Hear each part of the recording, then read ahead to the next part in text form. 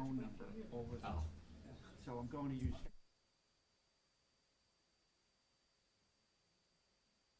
Thank you very much. Okay, welcome to the January 31st meeting of the Board of Trustees. The meeting is called to order. It is now 6 o'clock, and I would like the clerk, Clerk Perillo, first things first, okay, to confirm the presence of a quorum. Thank you. Mayor? Present. Thank you. Trustee Cassay? Present. Thank you. Trustee Laux? Thank you. Trustee Biondo? Present. Thank you. Trustee Giuliano? Here. Thank you. I'd like to note that Attorney Moran and Treasurer Gafka are with us as well. Thank you. Okay, now we can all stand for the Pledge of Allegiance. There you go. I pledge allegiance To the flag of the United States of America and to the republic for which it stands, one nation, under God, indivisible, with liberty and justice for all. Now, can we remain standing just for a moment, because I just wanted to take a moment of silence. We have lost several members of our community recently, people who have passed away recently, very prominent members of our community, and I just wanted to take a moment of silence in memoriam.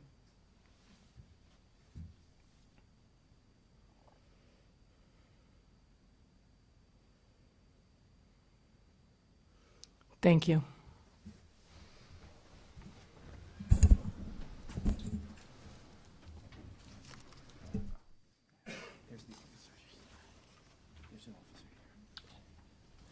Okay, we have several announcements before we get started with our public safety and welfare update. I have four myself, and I'd like to start by saying that we've been asked, Trustee Laux and I have been asked to, and you can take this one if you'd like, to announce something from the school district. Did you see that email?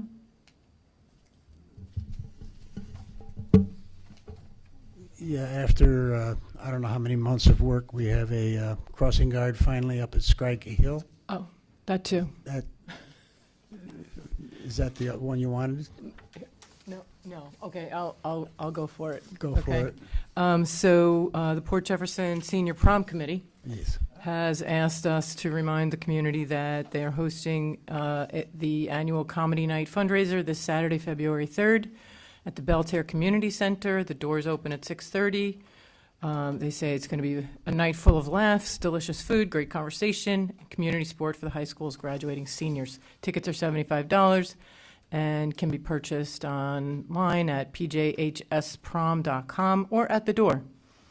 And then, not to be outdone, I didn't want to announce that fundraiser without announcing this fundraiser. The Port Jefferson Fire Department is also having an event on Saturday night. It is their annual steak night, hosted by Company 5 at the firehouse, 7 p.m. to 10 p.m. Tickets are $50.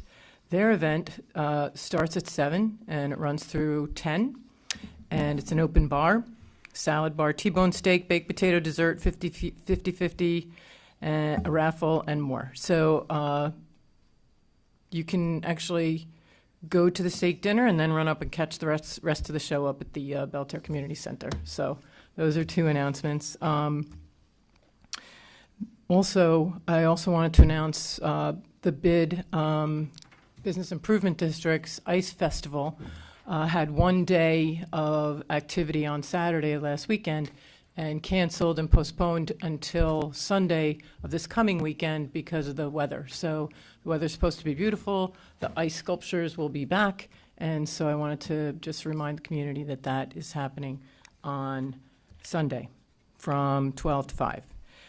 And then one further announcement is that our very own trustee, Biondo, recently accepted a new position. He has gone from Suffolk County Community College to the Suffolk County Police Department. So he has received the appointment of, if I get this wrong, let me know. Assistant to the regional manager now. He is the Assistant Deputy Commissioner for intergovernment relations at the Suffolk County Police Department. So Suffolk County Community College's loss is the Suffolk County Police Department's gain. So congratulations. Thank you Trustee very Biondo. much. Thank you. I just want to say, just there 3 days, and I had previously been in law enforcement in the 1990s, and as I like to say, I was in it in the last century. But it has been eye-opening to, and we have a police officer in the back, to realize how dedicated all of the police officers are and the detectives. Things that you don't think about, that you think are forgotten, they don't forget. If something happens in this county, they are on it, and they are diligent, and they keep their nose to the grindstone. And that's just in my first 3 days. So kudos to them, and I'm proud to be part of the organization. Congratulations. And now Clerk Perillo has a couple of announcements as well. Yes, thank you, Mayor. The next upcoming Village Board of Trustees meeting will be a work session beginning at 5:00 p.m. on the 14th of February. The second announcement is that the village offices will be closed on February 19th in honor of President's Day. Okay, that's Valentine's Day, you know. We'll all be spending Valentine's Day Yes, I know, in this room, which is fine with me. because we love it. Thank you. Okay, Clerk Perillo, on to you. Oh, I believe that we're ready for the public safety and Correct. welfare update, Chief Owen and the SCPD.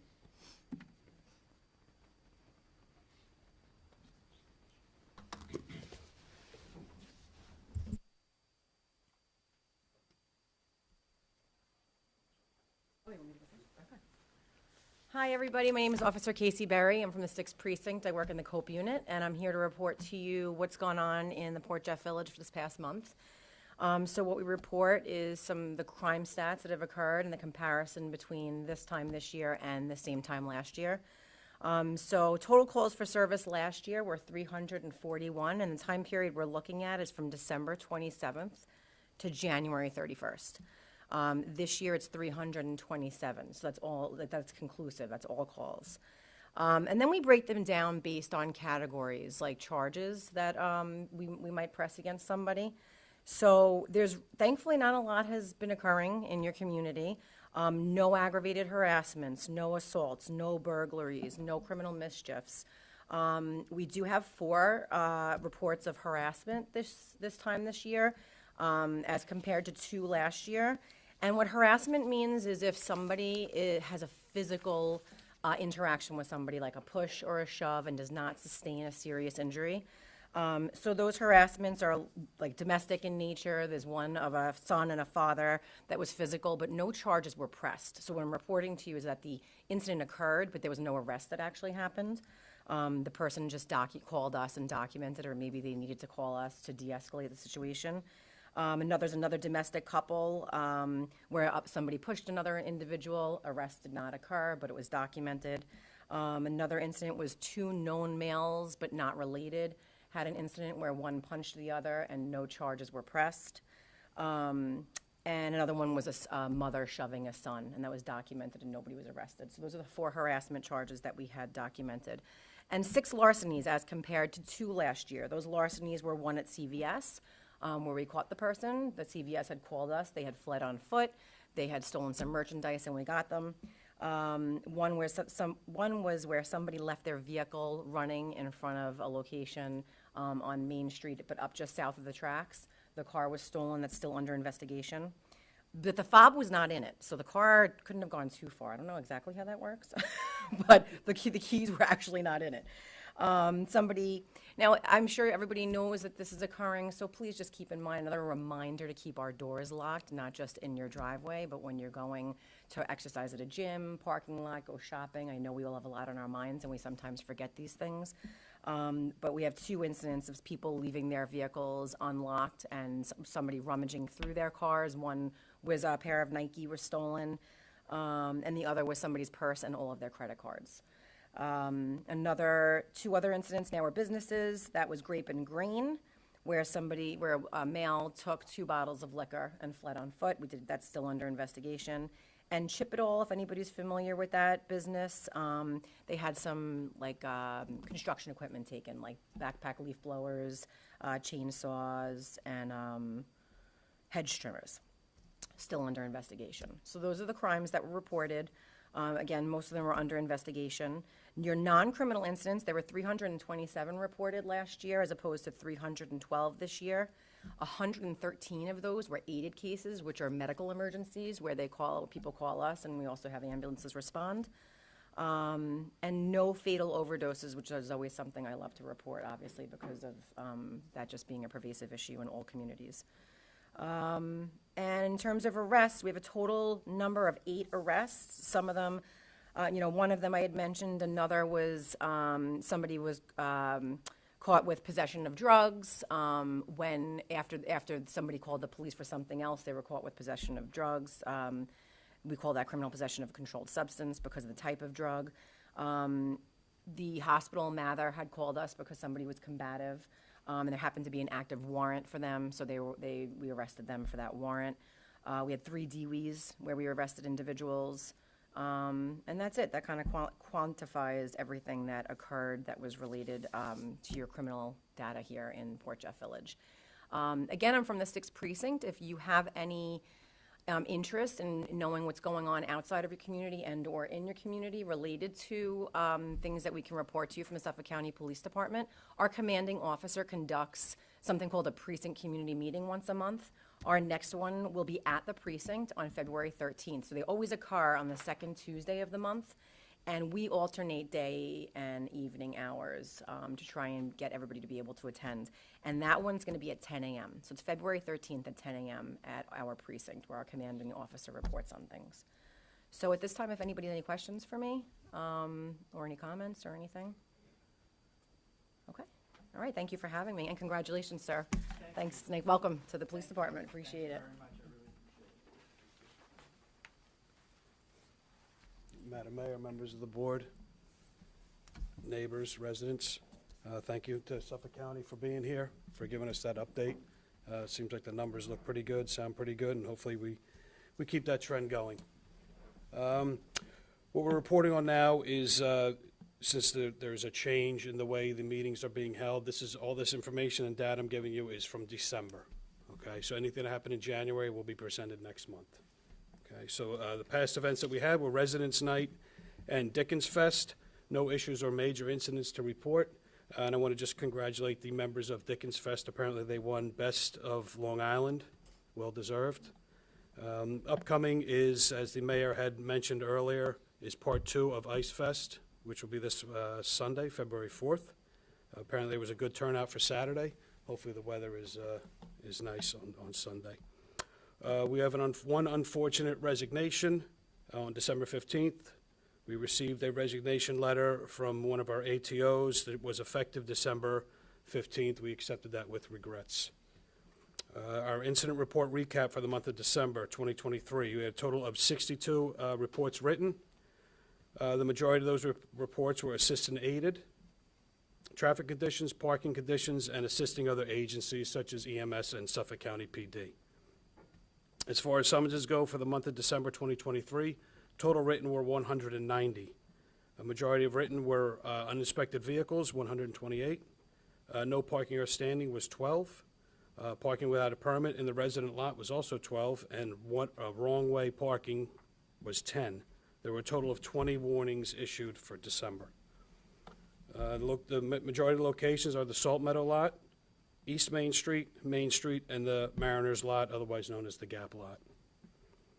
And just so you're advised that metered parking is suspended until the spring, and once we get a date on that, we'll let you know when metered parking will start again. Our ALPR survey, our license plate reader survey for the month of December, 121 passes through the Arden lot.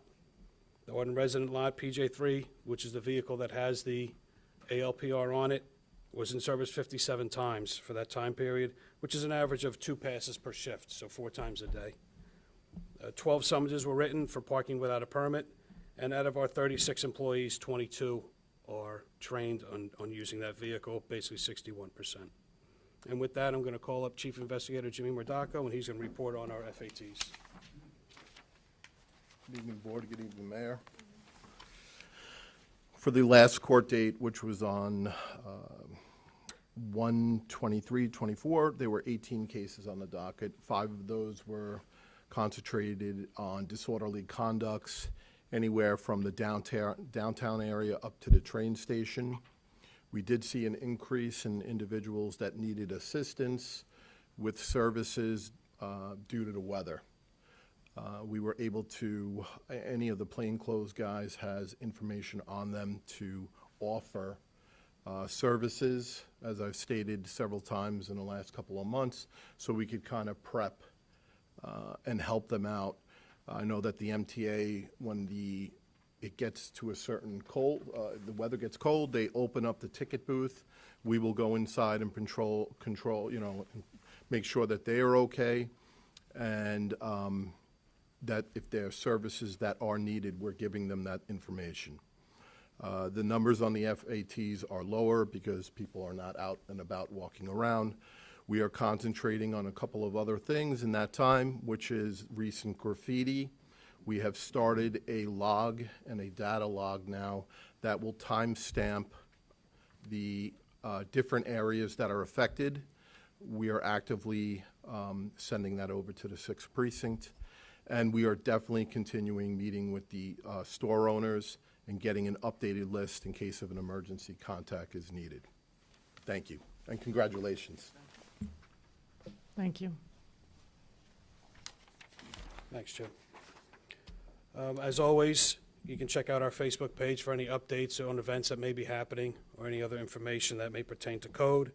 You can contact us, 631-774-0066, or my email, aowen@portjeff.com. And for any non-emergency issues that you want Suffolk County to be aware of, 631-852-COPS, 631-852-2677. Drew, congratulations. Thank you. Good luck, best of luck to you. Thank you very much. All right. Anybody have any questions, thoughts, concerns? Anything for code? No? Very good. I do want to congratulate Trustee Laux and Trustee Biondo for working closely with the school district to secure that crossing guard up at the elementary school on Scraggy Hill Road. So thank you for your efforts in working together on making that happen and working with the county to get that done. So this is nothing short of a miracle, I'll actually. just say that I just got him a phone number. I made Well, one phone call that and then was- he took it. That's a big deal. That could have been the key part of Yeah. the puzzle. No? You never know. But anyway. No questions for Suffolk County Police or code enforcement? Okay, thank you. Well, I take have care. one quick, Chief. Those residents that had the parking permit, or no longer a permit, do they need to do it again to re-register? Every year it needs to be. Every re-upped, year, yes, okay. Yes. All right. It's, if we come across someone that we usually give a month or two lag. So the way it will show up on the license plate reader is that they had a permit last year, but it expired.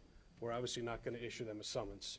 These are for people that are non-residents that are parked in the resident lot. So we usually give them to the end of February, and then, maybe a warning will be issued or whatnot. Okay, thank you. Right? Sir? Just, Are you going to be here, Chief? Because I wanted to talk about just a traffic situation. That's, anything has to be brought up. If you want to come up and state your name. and Now's your the time. address. Okay.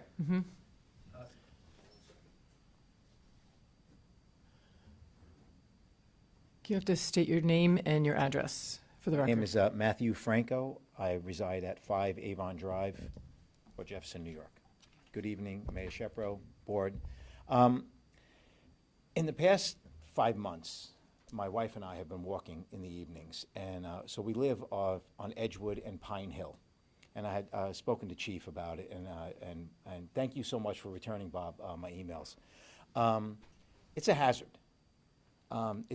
There's no way to slow anybody down on that road because it's unabated. There's no stop signs, there's nothing. And as Chief had mentioned, I said, as we come out of Edgewood and you make that left-hand turn, it's a little bit of a blind turn, only if you're doing 60 miles an hour. But if you're doing the speed limit, it's not a blind turn. So I had asked that possibly, if there was a possibility, we can do either a study or something, and Chief had some suggestions about putting a stop sign there, even if we put a stop sign there and a stop sign on Ellen, because it is literally like a racetrack. And the sad part about it is it's residents, because it's a local community. You know, there's not really anywhere to go. It's just people who live here that are just reckless.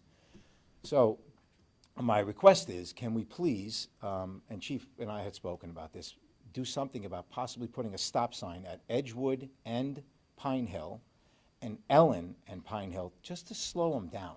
You know, I don't know if it's going to completely solve the problem, but I understand the turn on Pine Hill.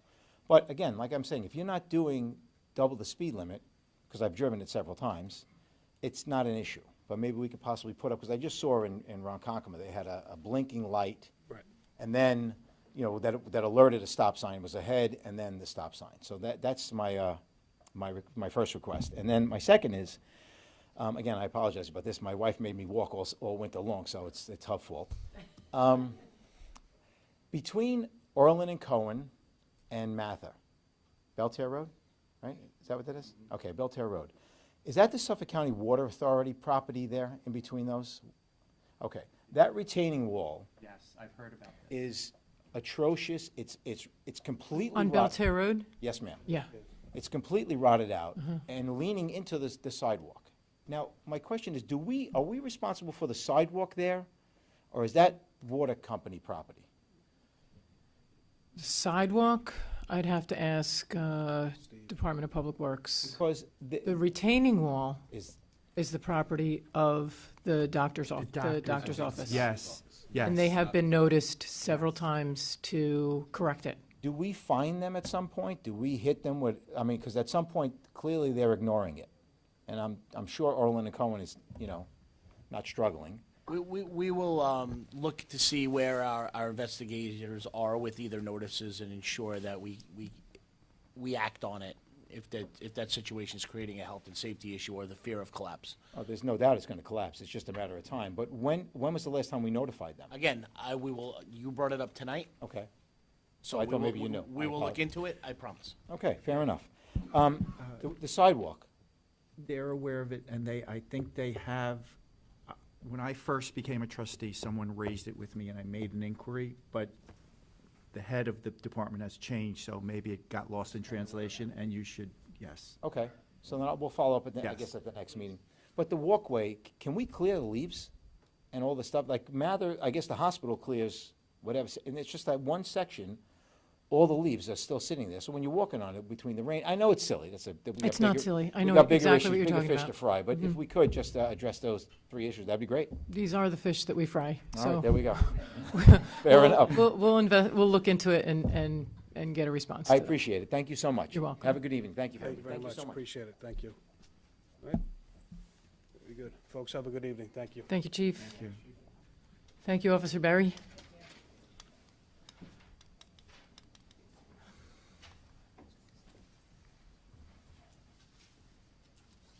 Okay, Clerk Perillo. Thank you, Mayor. We have two public hearings this evening. The first one will be open with the following resolution. Resolution to open the public hearing regarding a proposed amendment to Chapter 65, Parks and Recreation Advisory Council of the Code of the Village of Port Jefferson. May I have a motion to open that hearing? Motion. Do we have a second? Second. All in favor? Aye. Motion carries. That hearing is now open. Any discussion on that?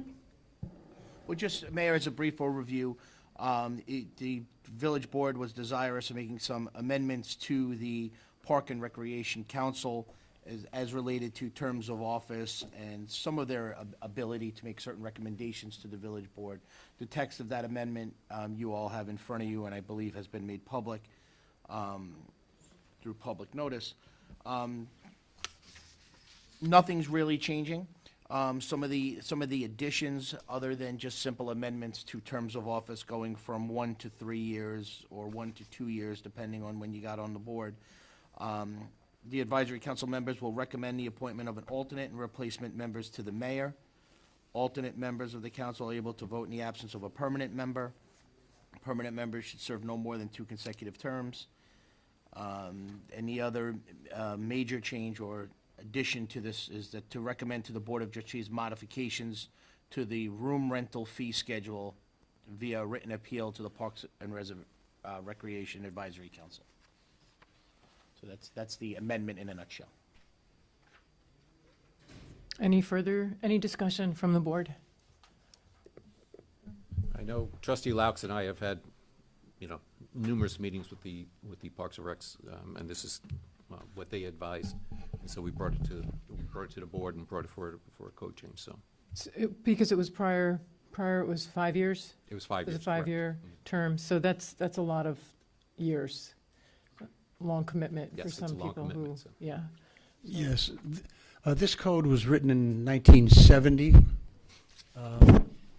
It disappeared for a while. It's been reactivated. It's going to be quite active. We have a full board. We're still looking for 1 or 2 alternates.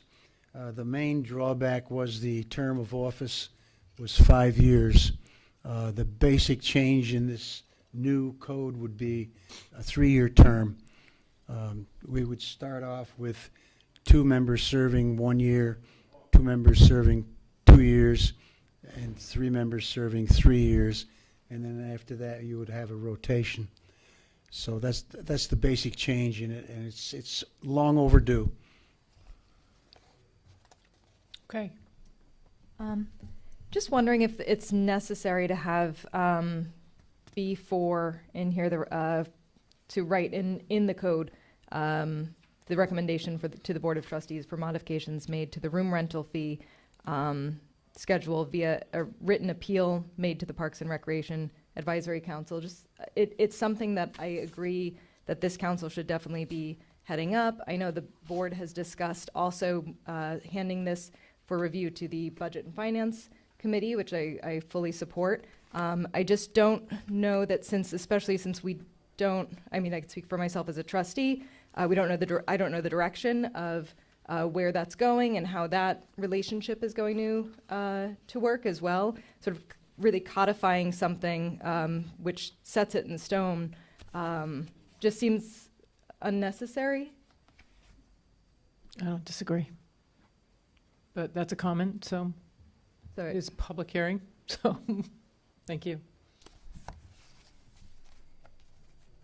Well, the idea behind that was the Parks and Rec Committee wanted to sort of take it out of the place of the board and say, okay, instead of making it, political or whatever, they would come to the Parks and Rec Committee to make a recommendation, and then the Parks and Rec Committee would make a recommendation to the board. The board would have final say as far as that goes. Yeah, so the relationship, I think, that we're talking about between the Budget and Finance Committee to look at the structure, the fee structure and the policy structure of the Village Center, room rentals and activities going on inside the Village Center, would make a recommendation and bring it to the Parks and Recreation Advisory Council.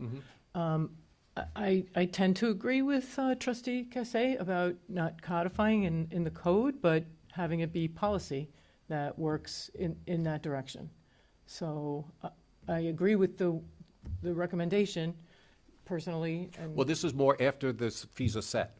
If somebody wanted to, for whatever reason, is requesting that, that they get a less fee or whatever. Again, so I'll ask our attorney, is that a policy or is that something that belongs in code? I believe you can do it either way. There's nothing wrong with codifying a policy, so it's made public, and some policies aren't made public.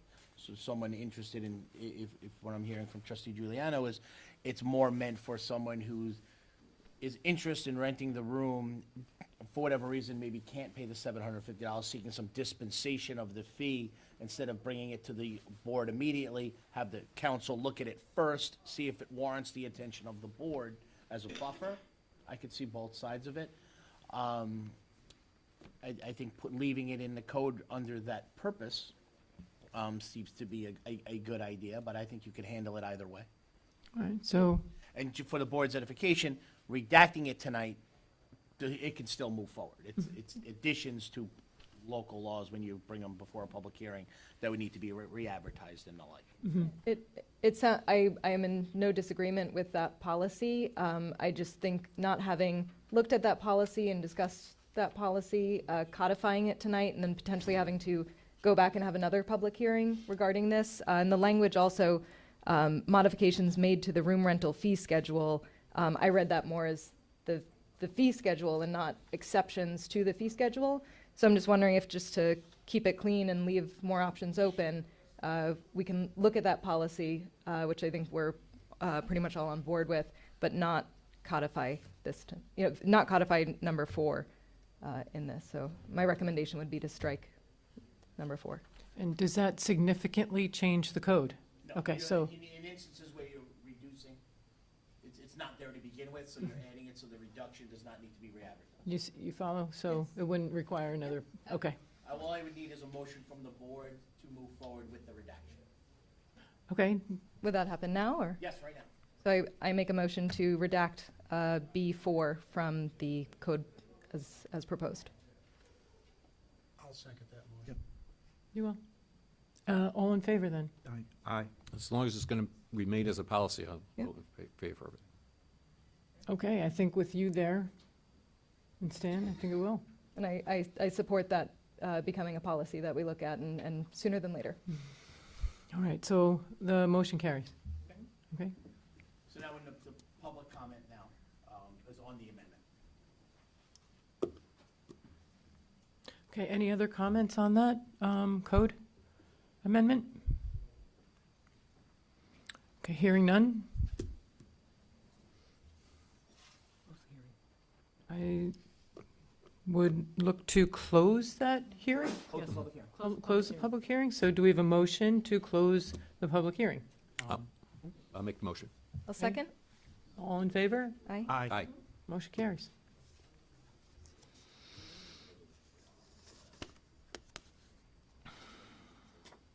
Okay. Clerk Perillo? Public hearing number 2? Thank you. Resolution to open the public hearing regarding the proposed replacement of Chapter 41, Ethics, Code of the Code of the Village of Port Jefferson. May I have a motion? Motion. Thank you. Do we have a second? I'll second. Thank you. Okay, all in favor? Aye. Aye. Aye. Aye.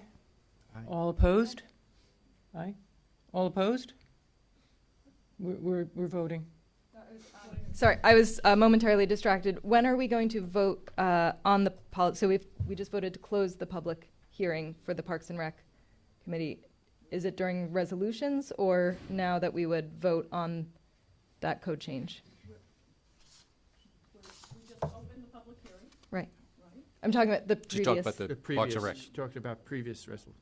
Okay, so for the previous, okay, so the process is that at the next work session, which will be on the 14th, we'll open it up for final board discussion, if any, and then we'll vote on the 28th. Okay. Thank you. You're welcome. Okay, so we had a motion to open the public hearing regarding the proposed replacement of Chapter 41 Ethics Code of, and we had a second. So all in favor? Aye. Aye. Yes. Aye, okay. Motion carries. Unanimous. So, public hearing is open. Do we have public comment on this code amendment? And this is the ethics? Yes. Okay, great. I'm Katie Labeling, 115 Washington. This is my first time here, and there's something about ethics that makes me so excited. I don't know if it's rules or I'm a therapist, and I would just love to just share some thoughts about the 30-something Great. pages I read through, specifically about the committee appointment. I'm hoping for as much transparency as possible in the number of candidates who have submitted the Google form, as well as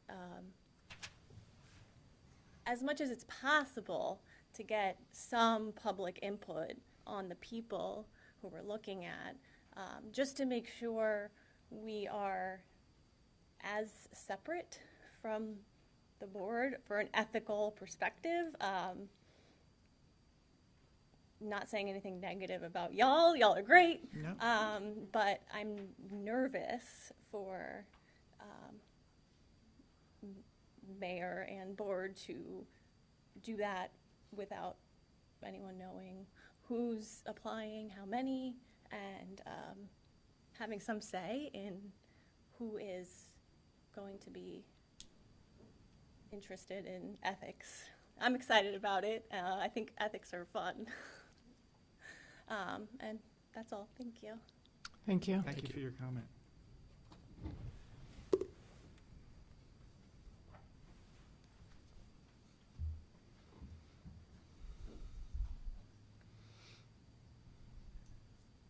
Arthur Epp, 206 East Main Street. Actually, at the request of Trustee Biondo, I wrote a letter December 7th that was supposed to be read into public record and hadn't been. Could I ask first, will the clerk read that letter in tonight, or should I just read it now? Was it not read last time? No, actually, our attorney instructed you not to read it last time. Would you like me just to read it now? Absolutely. Okay. And I did have a couple of comments, and I'll just read it fast. Anyone that wants to read their, and including you, wants to read their letter into the public record here is welcome to do so. Okay. Basically, when I'm at the podium, I try to be more extemporaneous. I kind of feel I'm less authentic when I read something. So this isn't what I like to do, but I'll do it nonetheless. Dear Mayor Shepro and village trustees, I appreciate your effort to formulate a new ethics code for Port Jefferson Village officers and employees. It is admirable for a new administration in its early months to tackle such a weighty project. This initiative may be perceived as a generational opportunity and is quite timely as we celebrate the 60th anniversary of the incorporation of our village. I believe that the essence of the spirit of incorporation is self-determination. Updating, enhancing, and customizing PJV's unique ethics code is unquestionably an exercise in self-determination. Although I clearly support this initiative, I do have concerns. For one, I remain uncomfortable with the prospective $10,000 fine.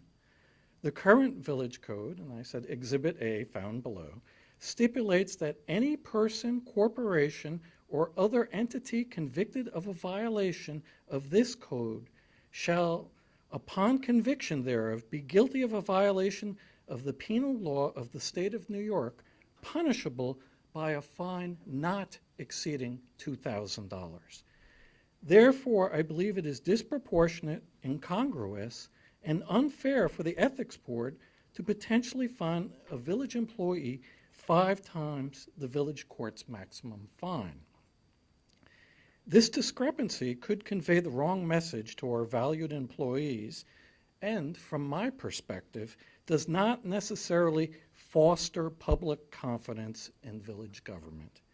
Please consider aligning the Ethics Board's top fine with that of our village court, thereby reducing it to $2,000. With respect to our valued village employees, I have one additional request. Please consider adding to the new code's membership criteria a provision stating that one and only one member of the 5 Ethics Board members will be a village employee. There clearly is precedent for this. New York General Municipal Law, Section 808, Boards of Ethics, Part 3, Exhibit B, found below, states, such board shall include at least one member who is an elected or appointed municipal officer or employee. Suffolk County's Ethics Board Code in Section C30-2, Exhibit C, found below, conversely prohibits any public employee from membership on the Suffolk County Ethics Board, demonstrating that what constitutes the ideal composition of ethics boards is subjective. Nonetheless, please consider prescribing the inclusion of a single employee. The PJV Ethics Board will evaluate anonymous allegations against employees, and in doing so will have the power to subpoena testimony as well as records. Consequently, it seems appropriate that one member of the Ethics Board should be an actual village employee. One of the great pillars of the American system of jurisprudence has always been the notion of trial by a jury of one's peers. I believe the inclusion of one employee on the Ethics Board is perfectly consistent with this time-honored concept. I also believe that the goals of maintaining Port Jefferson Village as a great place to live and creating the best possible work environment for our valued municipal employees go hand in hand. Mayor Shepro and village trustees, thank you for considering my comments, and thank you for the undertaking of this important, substantial project. I just have two quick comments sort of summarizing what I just said. First, a few months ago during his now famous impassioned hair speech, Trustee Biondo made a salient point. He said, every person who works for the village of Port Jefferson needs to know what their job is, what is expected of them.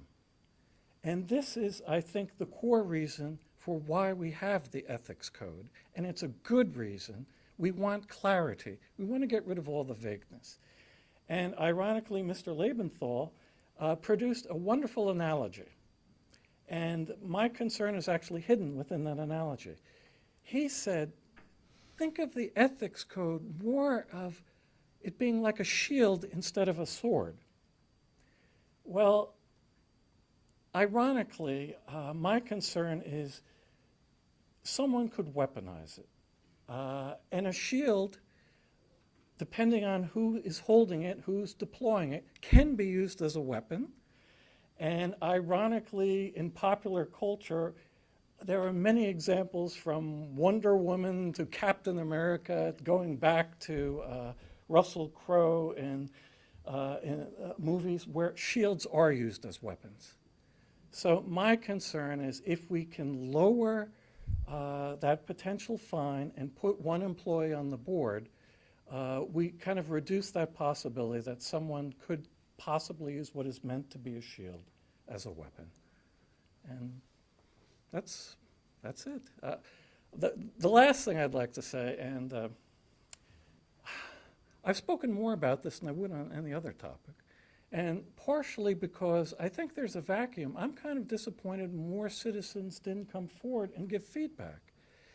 And sometimes I think when it's a not in my backyard issue, the masses will arrive in throngs, if you will. And if it's a philosophical issue, people back away. But this is a very important issue, and I thank you all for undertaking it because in the end, it matters a great deal. Thank you. Thank you. Thank you very much. Can I say something too here? The reason that when I became mayor, one of the issues I ran on was really to look at ethics, and to see if there was an opportunity to create an ethics board and to amend the code, because the ethics code that existed had been in the clerk's office unavailable to the public without request for as long as I know. And some people may have requested it, I don't know, but there it was, had to be requested of the clerk to see it and understand it.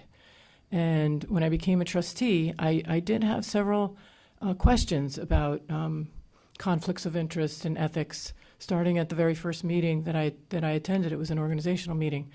And I basically got told that's not an issue. And I didn't have anyone to check with about it. And I don't blame anyone for that, but I decided to take responsibility for that when I won the election, and to help no one ever feel that way about asking a question that I did when I asked a question that I thought was important and was just told, no, that's not an issue. I just needed an explanation. I needed a rational review, and I think this code actually brings that forward, and to have a board of ethics that can be asked these questions not in front of colleagues to make colleagues feel embarrassed about something or not want to discuss it amongst one another because they don't want to feel like they're attacking their colleague. The board actually provides that buffer that allows you to ask these questions in confidence and solitude, where you can get your answer, and then you can have it verified, and then you know which way to go with your ethical dilemma yourself. And if I, can I reference the request that you just recently made? I don't know if, I don't want to Yes, put you in but a bad without spot. naming the organization, because it's not public yet, if it ever becomes something. But yes. Trustee Biondo was approached and wanted to make sure, approached by an external organization, and wanted to make sure that that role, should it come to fruition, would not be a conflict of interest with his role on this board. And he approached Attorney Counsel Leventhal with that question, and our Ethics Council provided a well-reasoned, well-thought-out, referenced in law response that gave that opinion that then Trustee Biondo could then bring to the organization that was asking him to potentially participate. So it worked. He didn't have to wonder, or it didn't have to become public. It just became a resource to prevent a situation from actually becoming an issue. So we don't want to look back. We don't want to look sideways. We want to look forward and use this code as something that isn't a hammer.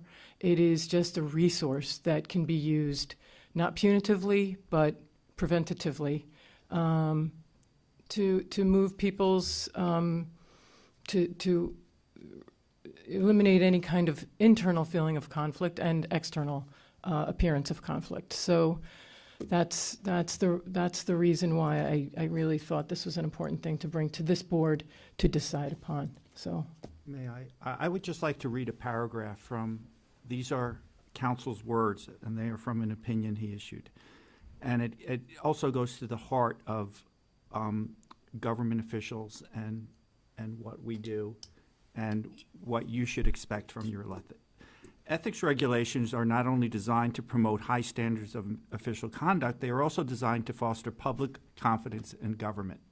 And we all know that, as soon as you hear something about a public official, oh, they're this, oh, they're that.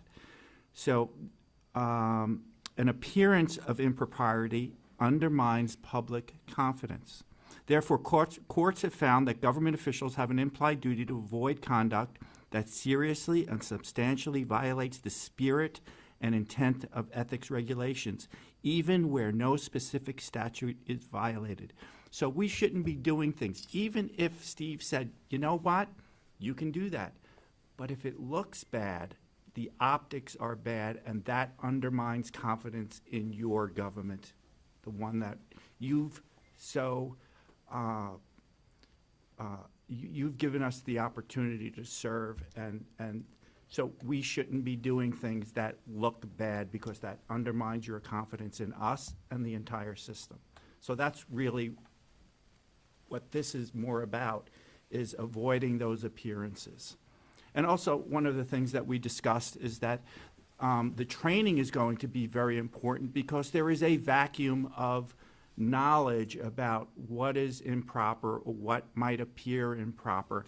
And we were just discussing that there was a place upstate where a local political party held their meeting in the village hall. Now, I heard that and I said, how could you not know that? And maybe you don't know that either, but it's improper. You can't do it. So I think we're on the right track here, and I think the training will be invaluable. agreed. Yes, sure. Mayor, I know everyone's speaking, I know certainly don't want to cut off trustee Cassay, but we opened to the Public. Yeah.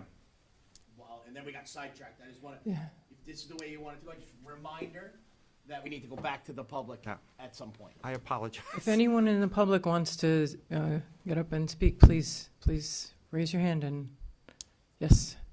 We'll come back, Rebecca. Ethics. Ethics. Oh, yeah, this is about the ethics code, the Code of Ethics Amendment. I'd like to speak, please.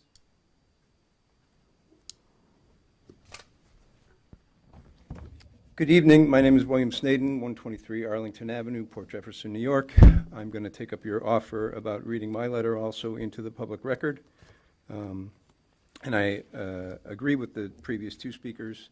Thank you guys for being here. I think everyone, brings something to the table here, and this is an important issue. I'm going to start my talk off today by talking about something that I heard on the radio on NPR, actually. And it was a story about Groundlings Comedy Club in LA. And they interviewed one of the people that was in charge of the comedy club. And they said one of the things that they learned at this comedy club / school was listening. And the point of listening, they said, was listening to understand and not listening to rebut and not listening to rebuke. So with that said, I hope that, you guys take my comments tonight with listening to understand so that there's an open dialogue between everyone here. We are all trying to make this village that we live in as nice and good of a place as we can. So, that being said, I'm here to express my concerns about the proposed ethics code. Vague accusations about ethics violations in the prior administration keep coming from this board, but it's worth noting 3/5 of this current board was part of that administration. Is this a genuine push for ethics, or is it a disguise for another agenda? If the prior administration is deemed unethical, should charges be brought against the remaining 3 members, or is this really just a taxpayer-funded personal vendetta and, as Arthur said, a weapon? There are so many red flags here. What? Only the mayor is allowed to select who is nominated to this ethics board? How is that in any way ethical? This code that is proposed gives the power to impose fines, as Art said, of up to $10,000 to a board whose members consist only of people selected by the mayor or proposed by the mayor. On top of that, you're giving the mayor's handpicked appointees criminal referral and legal subpoena powers. How much power are we actually giving to the mayor here? Speaking of the current mayor, and it was wonderful to hear that you're taking ownership of ethics, my question then is, and these are rhetorical, is it ethical that on July 3rd after the election there was a large dollar transaction documented in the mayor's campaign financials relating to ethics attorney Stephen Leventhal? Right there in black and white, I'm going to include not only my letter but also these supporting documents with my testimony for the public record, showing a $6,600 changed hands on July 3rd, 2023. This is contained on the campaign finance report dated July 18th, 2023 that clearly shows this. Out of all the attorneys on Long Island, it just so happens that Attorney Leventhal is appointed here in Port Jeff, and that's an amazing coincidence. This entire process that's been created, as lengthy as it is, and you guys have been working on it for quite a while, is, in my opinion, overly complex and more than likely unmanageable. Other than a few basic do's and don'ts, I fear this will have little impact on ensuring real ethical behavior while creating a complex and onerous time-consuming process for the sake of appearing ethical. There are, however, some basic ethics concerns I think we should be looking at. We should care if the current mayor or current board members hire their friends for cushy village jobs and appointments. What do I mean by that? Consider the following hires. The position of mayor's assistant job given to long-term friend and campaign supporter of Lauren Shepro named Maria Aubry. Don Pierce is the original village treasurer who worked on Shepro's campaign as the treasurer who actually created these. Social Butterfly, owned by Jennifer Hildreth, who worked as a campaign manager and got a $1,000 per month increase in her fees to the village after the election. Kathleen McLean, another campaign supporter of Lauren Shepro, was hired to create internet content recently. Camp counselor jobs, one of the few jobs of this, in addition to Kathleen McLean's position that were actually posted on the website in a transparent manner, was given to Rima Potter and her son, campaign supporters of Lauren Shepro. So to be ethical, maybe in addition to not being able to hire grandma or grandpa, we shouldn't be able to hire our friends. Yet that isn't even in this code. While we're talking about hiring, shouldn't we hire an ethics attorney that is at least ethical himself? According to an article in Newsday dated July 29th, 2019, entitled "NASA Looks to Find New Ethics Counsel," attorney Stephen Leventhal was asked, had he been sanctioned? I'm condensing here. Leventhal answered no, when the actual truth was that just a few months prior, on March 27, 2017, he was in fact sanctioned by the New York State Supreme Court and ordered to pay a $1,000 fine. Unfortunately, this isn't Leventhal's sole ethical concern. A further article in Newsday from June 23, 2023, titled "Oyster Bay Official Resigns," outlines the resignation of then Inspector General Brian Noon due to an attempt essentially to award himself a $2 million contract, initially endorsed by Leventhal. The article reports that some town legislators, upon hearing this, called for Noon's termination and disbanding the town's ethics boards. And as I'm going to submit this in the public record, you can read the details in the article here. Speaking of attorneys, should our village attorney be held to the same standard of ethics? Is it ethical that the village attorney has a full-time job with the town of Brookhaven? Does that mean that he's only available to represent the village after 5? Or is he double dipping on Brookhaven? How does that actually work?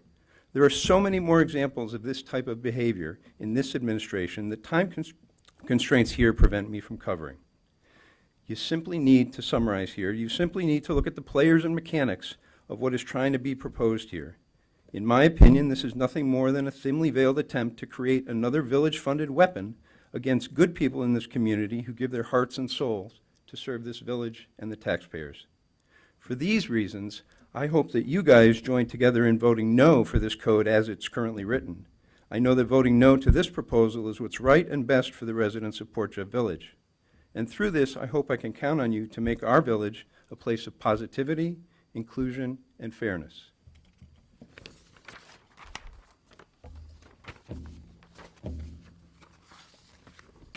And I'm submitting these for the official record. Thank you for your comments. If we had a code, I would have been able to ask somebody about all those things. May I just, since my name was mentioned, may I just give?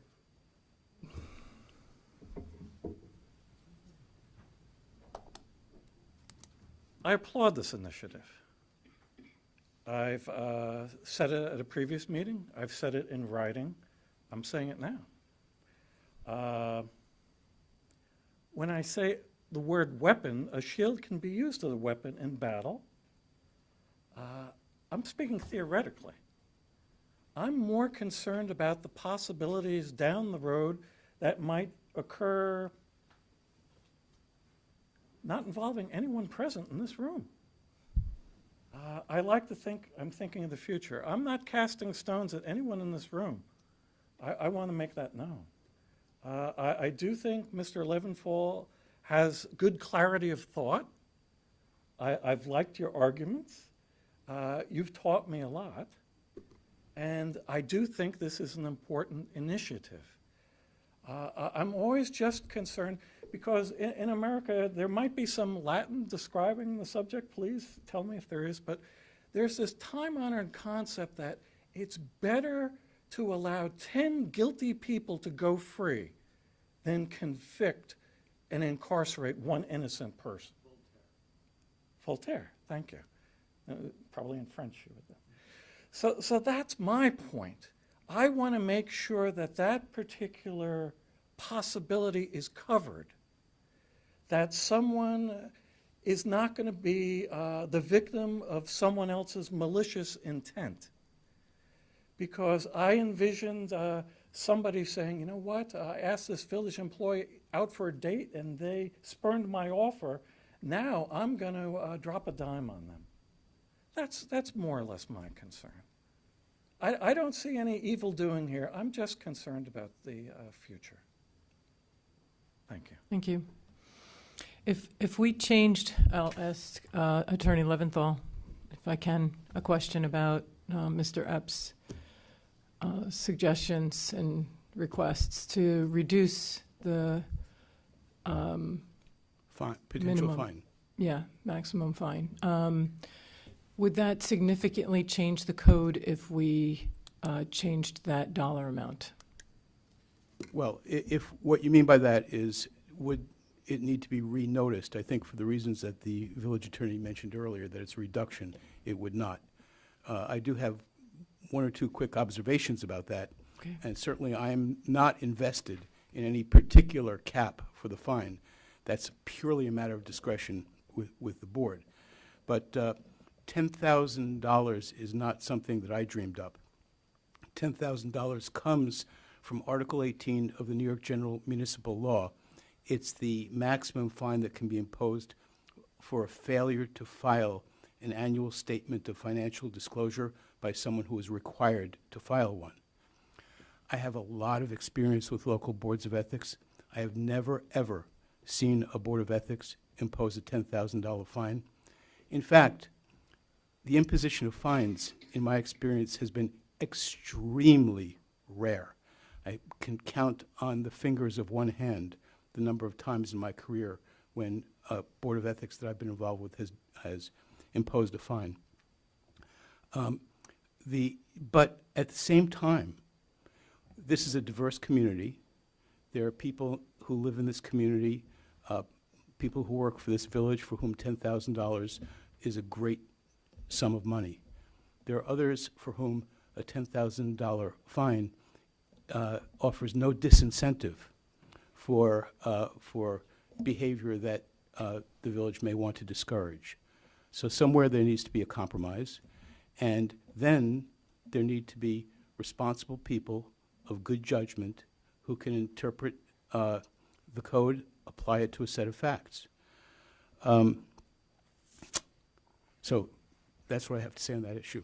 I do have a few words to say about the unethical Mr. Leventhal, but only if the board wishes to hear it. I do. I do. Okay. Mm-hmm. Okay.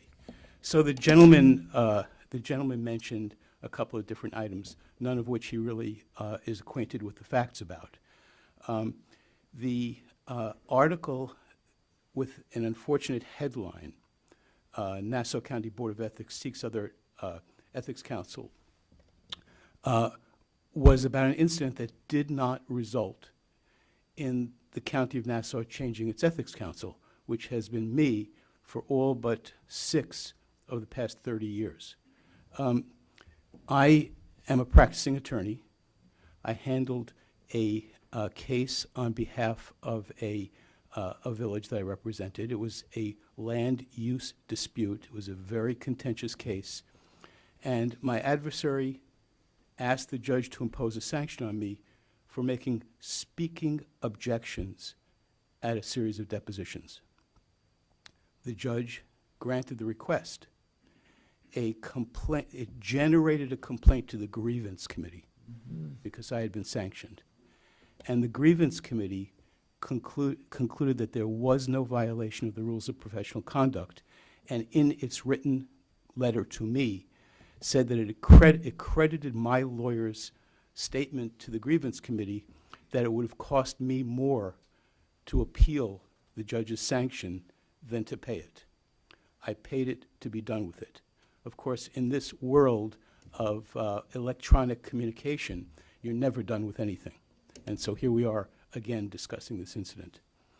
The second item that the gentleman mentioned arose out of the town of Oyster Bay. The Inspector General, the now former Inspector General, had a business associate in a particular business. That business associate also had an interest in an entirely separate and unrelated business venture, a business venture that the Inspector General had absolutely no interest in. That business venture, the one that the Inspector General had no interest in, responded to a request for proposals.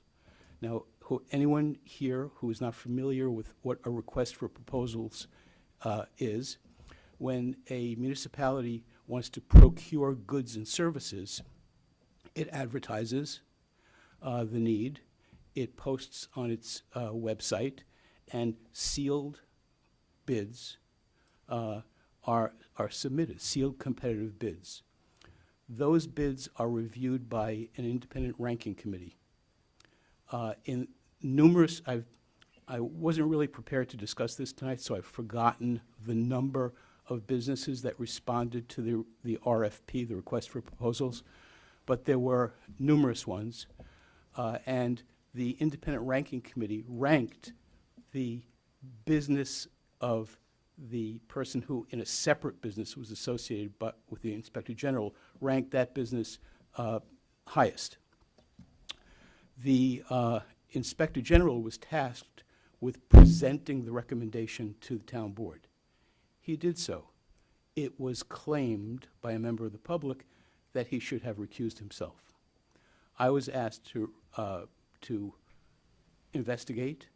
The matter eventually came to the Town Board of Ethics based upon my investigation, and a determination was made both by me and by the Board of Ethics that the Inspector General had no conflict. He had no conflict because he had no interest in the proposed contract, and he had no interest in the business that had responded to the RFP. And that's why it's so important to remember that this is about the law and how the law is applied to a set of facts. It's easy to cast about innuendos and to draw conclusions that aren't warranted by the facts. But because of the publicity that that incident achieved, I was cordially invited to meet with the Nassau County District Attorney's Office to explain what had occurred. And I did that, and the District Attorney's Office declined to take any action with respect to the Inspector General. So those are those items. I will leave it to the mayor, if you wish to do so, to explain why your campaign finance report has a reference to me.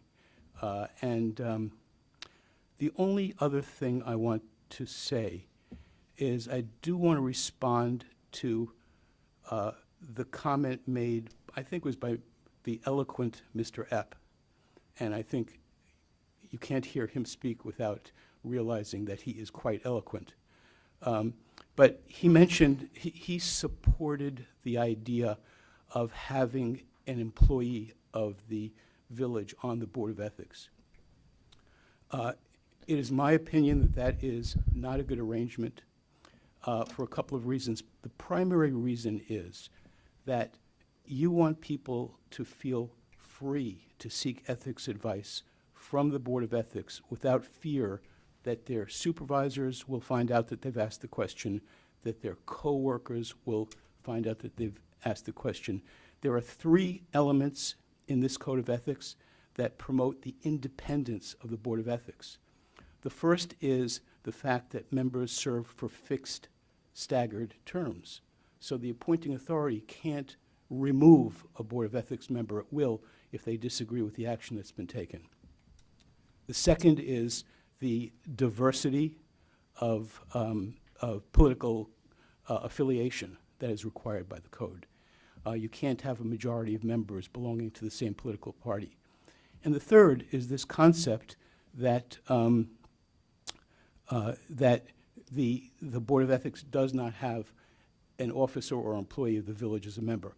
I can tell you that in my experience, many municipalities, by the way, go decide to do otherwise.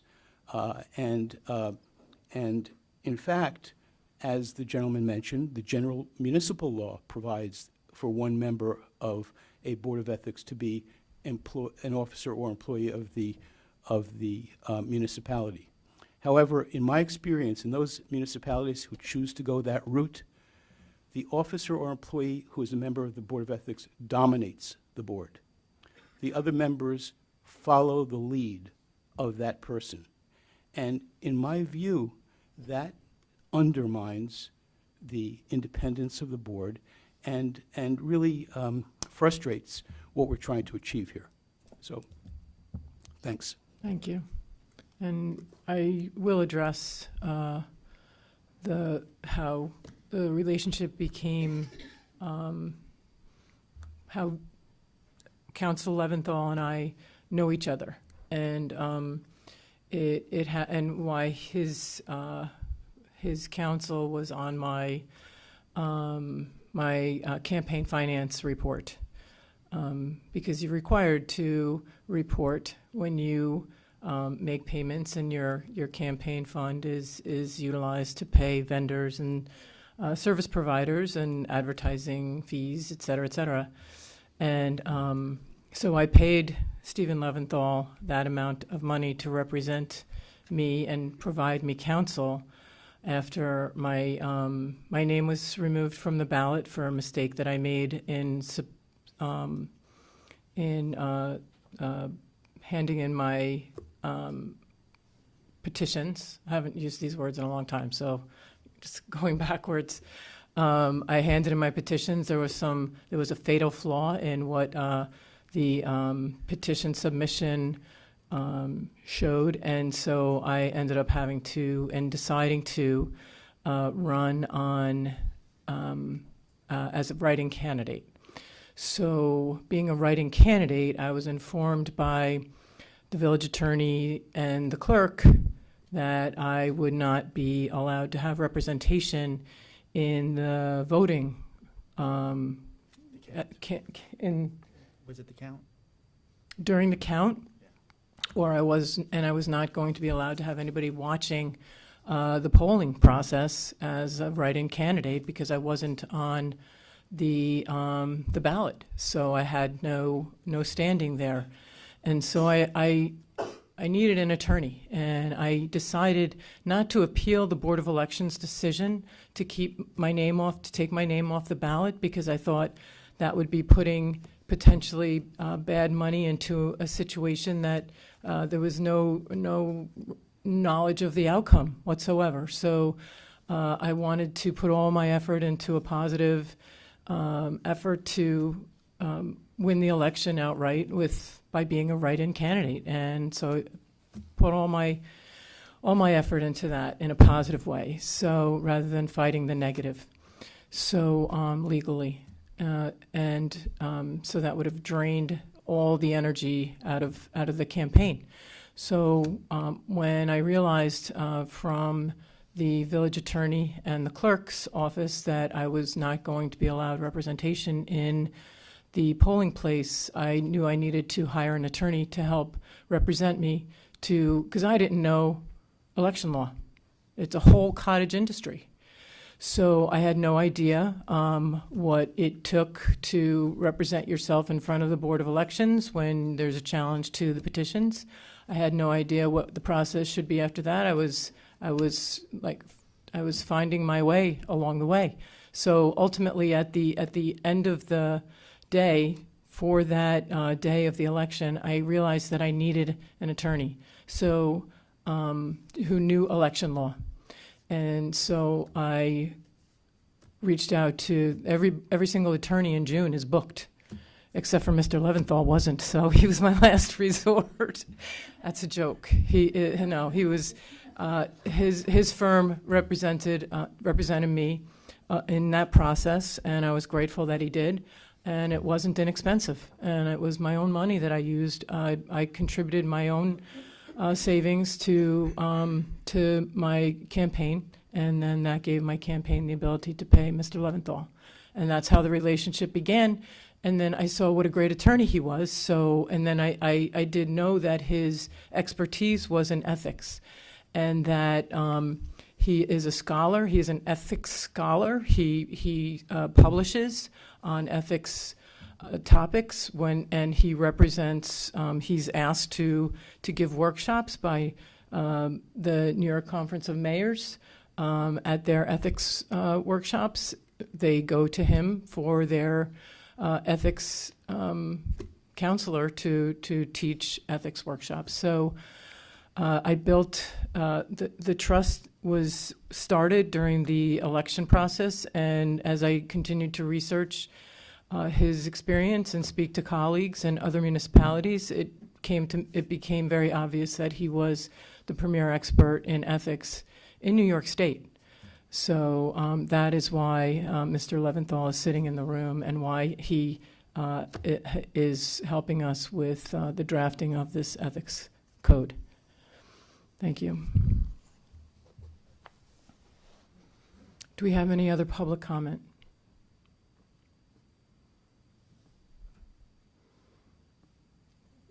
Trustee Cassay, you wanted to say something? Oh, did somebody? Okay, come on up.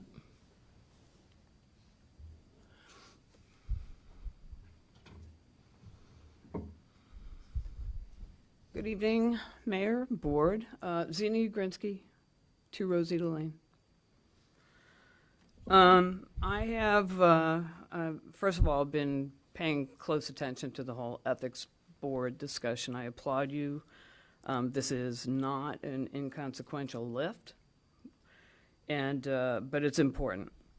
As a retired KPMG partner, you know, KPMG, one of the big four, all big four, all adhere to this. We've all had ethics boards. You know, it's viewed widely as guidance, not a punitive measure. And in my 35 years of serving clients, I have watched every major organization put one in place, not necessarily because they were interested in the ethics side of it, but for another reason, which is risk mitigation, right? If you can show that you have a set of behavioral guidelines, it enables you to prove often that you've adhered to those guidelines, and it lowers risk overall for the organization. So from a Port Jeff standpoint, I really do believe that putting this in place is going to foster more trust in government. Mayor, I believe this is one of the reasons you were elected, right? The people spoke. And I think you and the board, putting this panel in place is going to help that and help sort of restore and maybe even increase participation and certainly trust. So, yeah, so I would like to thank you for doing the work, and yeah, I support it. Thank you.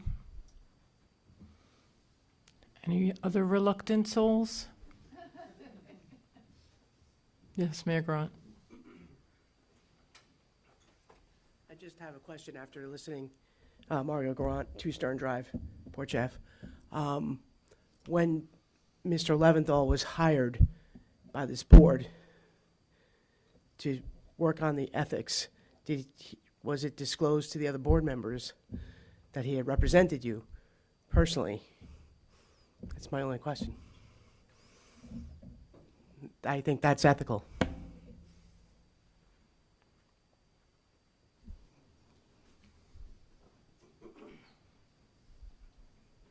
The only realm in which someone is required to disclose a past representation is in the realm of judicial conduct. There is no requirement in any authority for municipal ethics that a mayor disclose that she had been represented by an attorney in an entirely unrelated matter that was concluded before the municipal engagement. There's just that fact does not give the mayor an interest in my relationship, my commercial relationship with the village. Conflicts of interest are prohibited because they tend to undermine the independent exercise of judgment and discretion. In order for there to be an interference with judgment and discretion, there needs to be an interest. It needs to arise from an interest. The mayor has no interest in my contract with the village, and the past unrelated representation doesn't create one. In fact, the rules of professional conduct that apply to lawyers in the practice of law have a similar concept when it comes to past representation. If they're unrelated, if there was no confidential information disclosed that could be used to the disadvantage of the subsequent client, there's no conflict. Can I ask a follow-up question, Mr. Leventhal? If I hired you in my own personal, or Mr. Moran, as my personal attorney while you represented the village, would that be a conflict of interest? It wouldn't be a conflict, but under those circumstances, I would recommend that you disclose it.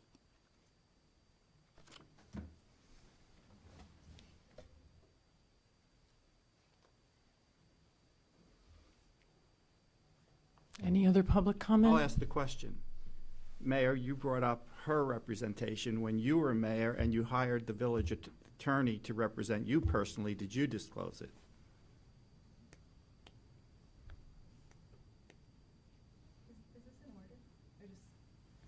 It's point of order, so Forget I it. think, yeah, we'll just move on.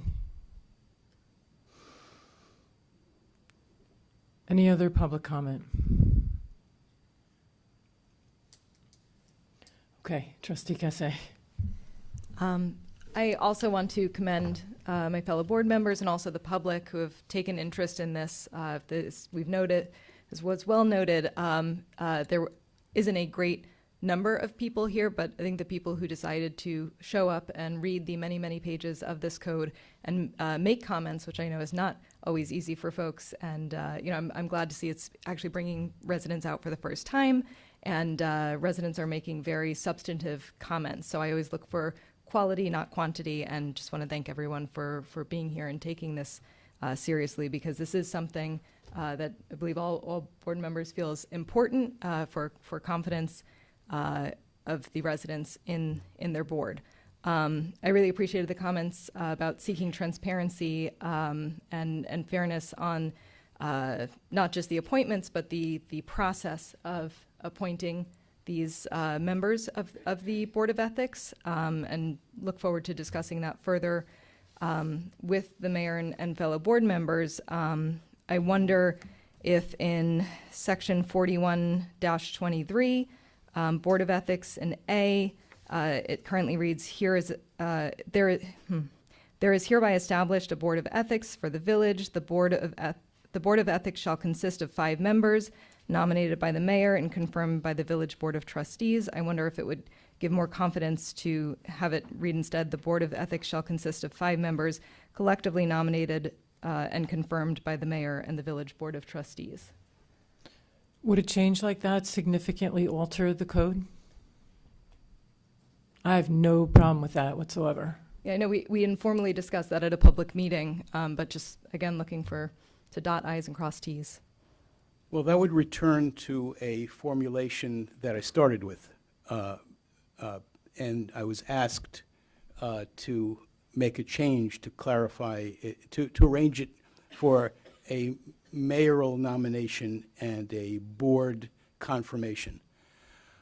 It does shift power from one official to another, but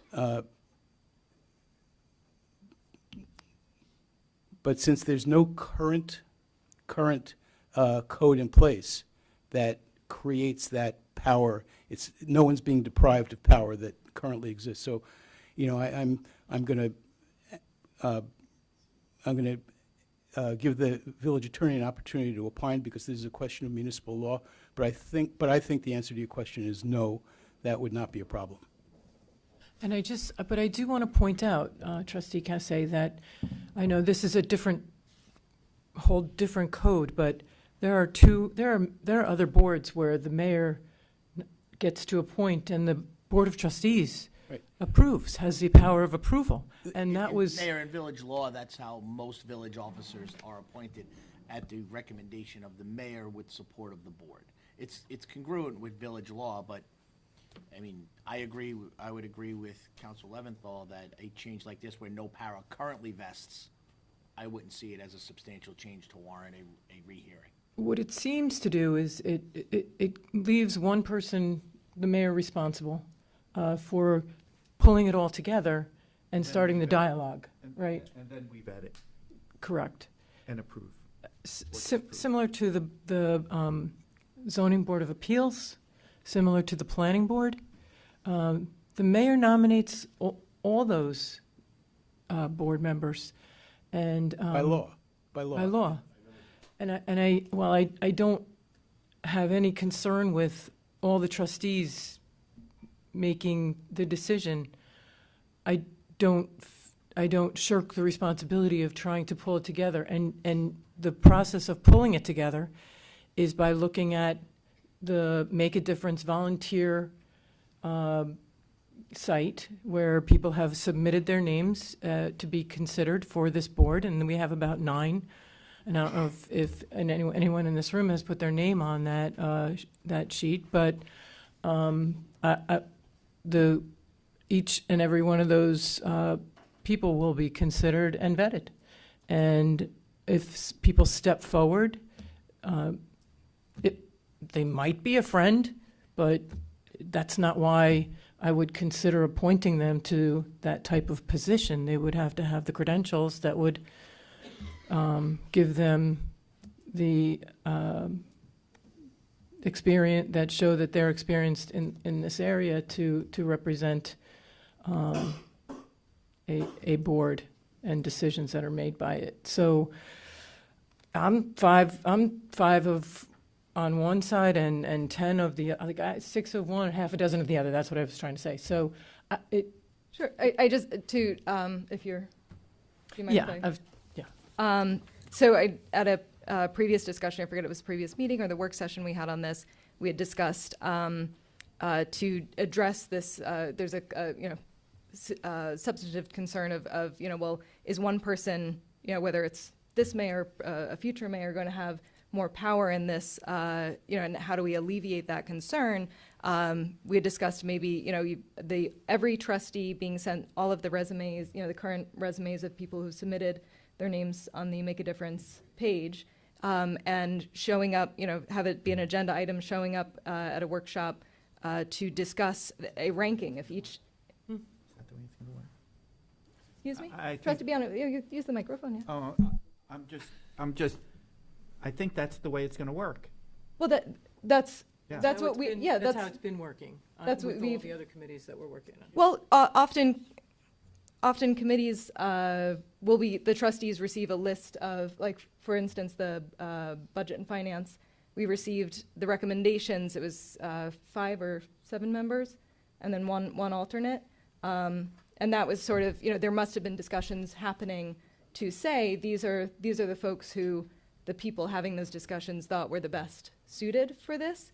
I think this being, in my opinion, the most sensitive of village boards that will exist, even more so than planning board and zoning board, though those are very lofty as well. I think that having this be more group conversation between any of the board of trustees and the mayor, and again, all of us having all those resumes from the get-go, coming to a meeting and having, hey, here are each of our top 5 to consider, and likely there's a lot of overlap in those top 5, and then being able to discuss and decide, make decisions together.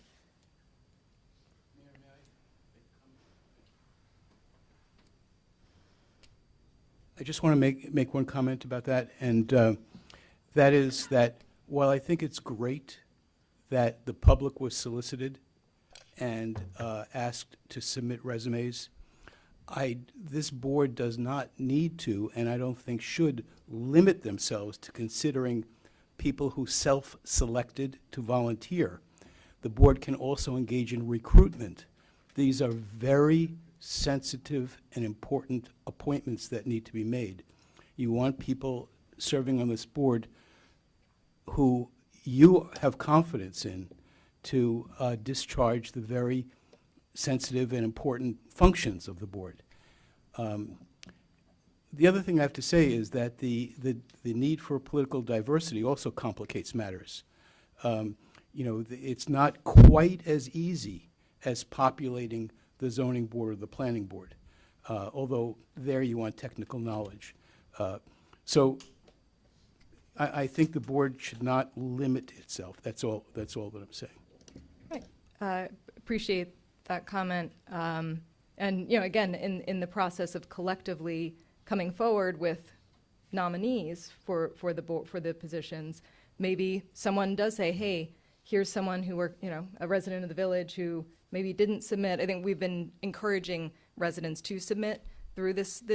So if we were recruiting, usually we reach out to the resident and say, hey, if you might be interested in this, can you submit your name and information through this portal? But yeah, not being strictly limited to that, not codifying that. But no, I'm just, I feel that would be a way to address some of the concern and codify group discussion about future appointments. To your point, Trustee Casay, that's what I have done. If anyone's approached me saying, how do I apply to be on that board, I've said, go to the website and put your name in. Same, so. Yeah. Process appeals to me that you described. Excellent. So that would be, would we resolve for that change in language in the code?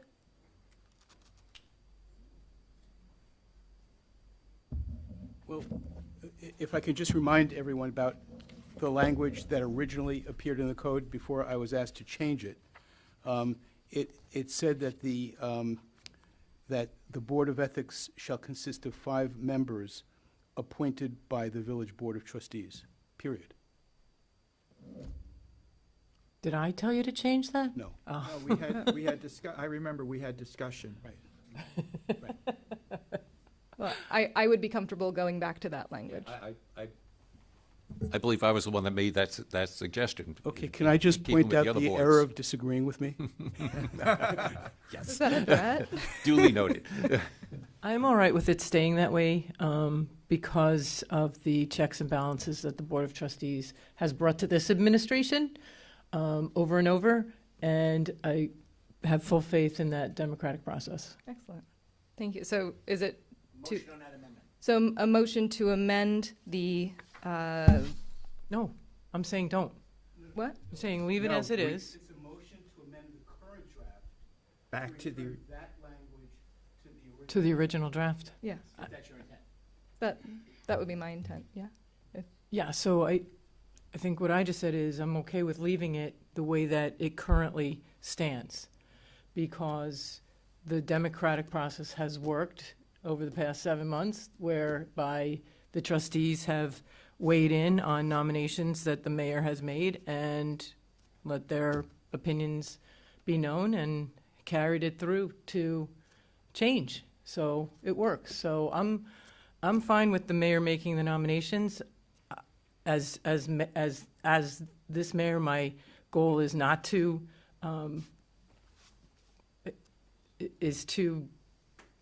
bring in the best people and nominees, work with this board to make sure we're all aligned with who the nominees and the appointees are. And that's my commitment to you. Good. And it is not, as Mr. Again eloquently said, we are not writing this code for this administration. We're writing this code for this and all future administrations. So I would still move to revert the code language back to reading to the Board of, nominated and appointed by the Board of Trustees.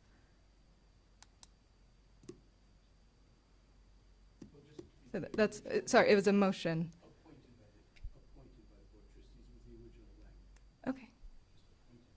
I'm sorry, could you read the way it was before I asked you to change it? it's 6 of one, half dozen of another.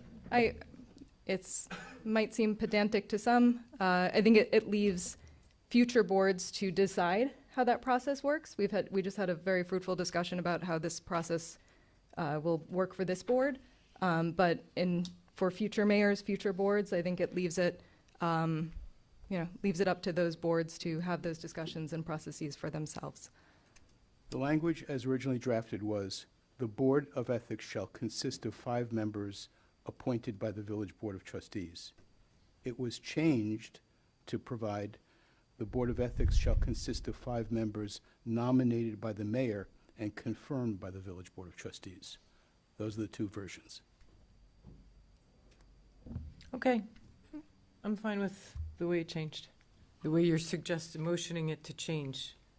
I It is 6 of one and half a dozen of the other. I agree. There is a motion currently with no second. I'll second it. All in favor? Aye. Aye. I appreciate the conversation and consensus. I know we're Motion carries, unanimous. always aiming for consensus in these discussions. Just quickly, I wouldn't be against lowering the fine as well. I don't know if there's any other opinions on that. I hear and understand and appreciate the knowledge from Mr. Leventhal, but also, we had this discussion previously as well. Mayor, before you have this discussion, I don't recall if you closed the public portion of this meeting, 'cause while you guys dialogue, if the public portion is enclosed, we can do this all night. Mhm. Have a debate. So, I just wanted to make. Is there any further comment from the public? Sir. Drew Sora, 2 Stern Drive. I just want to say I'm truly sorry because I'm just a little sitting here tonight just listening to everything going on. So I heard you say that you felt like you were ignored the first time you brought up ethics, the first time you brought it up. And I just wanted to say that I'm sorry that you felt that way because that's the same way I felt when you didn't respond to me for over 25 days. I just want to let you know that it's probably how so many others feel when you don't listen to their comment. And also when you go back and forth with some and not with all people. I just wanted to say that personally because I think that it's an ethics thing. So I'm truly sorry that you felt ignored. Sorry about that. Thank you. Appreciate that. Okay, any other public comments? Okay, do we have a motion to close the public comment section of the hearing? Yeah. Do we have a second? Second. All in favor? Aye. Motion carries unanimous. Do we return to board discussion? Sure. Thank you, Attorney Moran. So the question is about the fine. I'd be comfortable lowering it to what the current maximum village fine is of $2,000. I mean, I suppose I can speak for myself. I hear the point that for some, $2,000 perhaps is not a huge deal. I think it sends a signal. Yeah, currently it's $10,000. The code says 10, but. In the amended code, the amount is And I think it 10,000. comes, as he explained, from the municipal law, and I think what's good for the state is good for the village. Right, and the reason the village court can only impose a fine of up to $2,000 is because it is, even though it doesn't handle criminal matters, it is a local criminal court. It follows the criminal procedure law, and the criminal procedure law has 3 degrees of, or 3 rankings of violations of law: felonies, misdemeanors, and violations. Since this court has no crimes that it presides over, it only has jurisdiction up to the maximum fine for a violation, which is $2,000. Littering, jaywalking, and other offenses of little importance and no moral culpability. So if you think that is the appropriate approach to authorizing a sanction that can be imposed on someone who violates the code of ethics and perhaps to their significant profit, then that certainly is within the discretion of the board. I appreciate that additional knowledge. This isn't something I feel very, very strongly about one way or the other, so if other board members are comfortable with the $10,000. Does it say, excuse me, Rebecca, does it say up to, or is, right, it says up to, so it doesn't mean that there will be a $10,000, it can be, Right. the maximum will be $10,000. And in my experience dealing with similar provisions in other municipal codes, I've never seen a Board of Ethics impose that high a fine, ever. But the fact that just by way of example, every year, every municipality that has a financial disclosure program sends the forms out and advises people of the deadline for returning them. Some do, some don't. In my experience, by following up, by chasing, by cajoling, by threatening, by begging, by joking, you can get 100% compliance. But it's very useful to be able to send a letter out saying, you must comply with this law, and be advised that a failure to comply with this law carries with it the potential for a fine of up to $10,000. That gets people's attention. Thank you. My last point, and I will start by saying with all due respect for the work that Mr. Leventhal has brought forward to this board and brought to the board and the public to the point where we can be looking at and having such deep discussions on the Code of Ethics and an ethics board. Even before hearing any of the comments tonight, I'd mentioned to the mayor that I'd be making a request that the board resolve to open a search for the village ethics attorney. When Mr. Leventhal was appointed in July, this was a new discussion to the board with the deep and thorough discussions that we've had in the interim. I can speak for myself as a board member. I've come to understand the role of that ethics attorney in the village here, and feel again, even though if something, as we've all been saying tonight, even if something's technically right, it can still shake public confidence.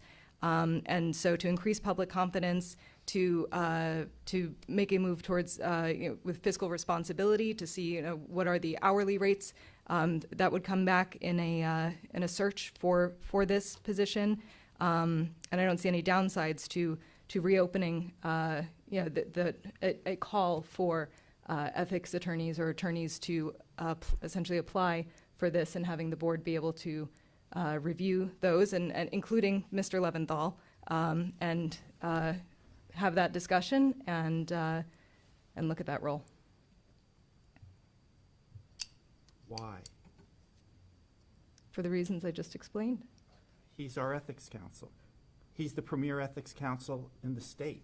I understand that Mr. Leventhal has brought us to this point, and again, I appreciate it, but again, for public confidence, I feel strongly that opening this and having attorneys be able to submit, and again, maybe in the end, the board selects Mr. Leventhal, but I think, again, for public confidence, moving forward, seeing the role and further understanding the role of the ethics attorney, both in the ethics board and other duties, I just think that this will increase public confidence in the direction of ethics in the village. I disagree. Okay. Anyone? I would not have a problem with that. We may settle on Ms. Leventhal, that'd be fine, but make it clear and concise. Let's cast a net and see what the options are. I'm a little miffed that I did not know about the relationship beforehand between the two. I don't know if that would have changed anything, but I would have appreciated knowing that there was a prior relationship. But it very well could be that Mr. Leventhal will be the person. But I would not disagree with that. Mayor, might I note that his service to the village is not an agenda item tonight? Correct. And maybe to further the discussion, maybe add it as a work session agenda item, because we don't have a board yet, so his services will not be required for some time until that board is created. So in the interest of a deeper discussion, maybe add it as a work session agenda item, since it's not a topic on tonight's agenda, his employment. Just a suggestion. Would it be possible maybe to discuss this in exec tonight? Again, it's not on the agenda, so. It wouldn't be an executive session topic, the hiring of an attorney. Personnel? No. It's not hiring of the personnel. Now, if you wanted to remove him for discipline reasons that malfeasance to this board, that discussion would warrant an executive session in order to make those allegations not public. But we've already heard what we need to hear, so I just think the discussion of moving forward with someone else or moving forward is a discussion that the board should absolutely have, and it's welcome, but it's not on the agenda, and we have a lengthy agenda, so it just. I'm comfortable with if the board and staff resolve to add that as an agenda item and discuss this at the next work session. I'm comfortable. I would like to see that happen. Thank you for that suggestion, Attorney Moran. Okay. Do we have a motion to close the public hearing? Motion. Second.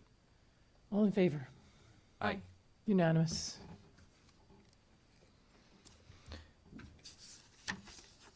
Okay. Now, thank you. We open up for public comment on any issue right now. First, Suzette, and then this gentleman, and then Myrna. So we'll go with those three first. Sorry? The resolution comes after public comment. All right? Tonight. Thank you. I had a number of things I wanted to bring forward, but in the interest of time and all these other people that have been waiting, I'm going to stick to one for now, and I'll save one for March, April, and May. I'm clear on the difference between the Board of Trustees and the Board of Education.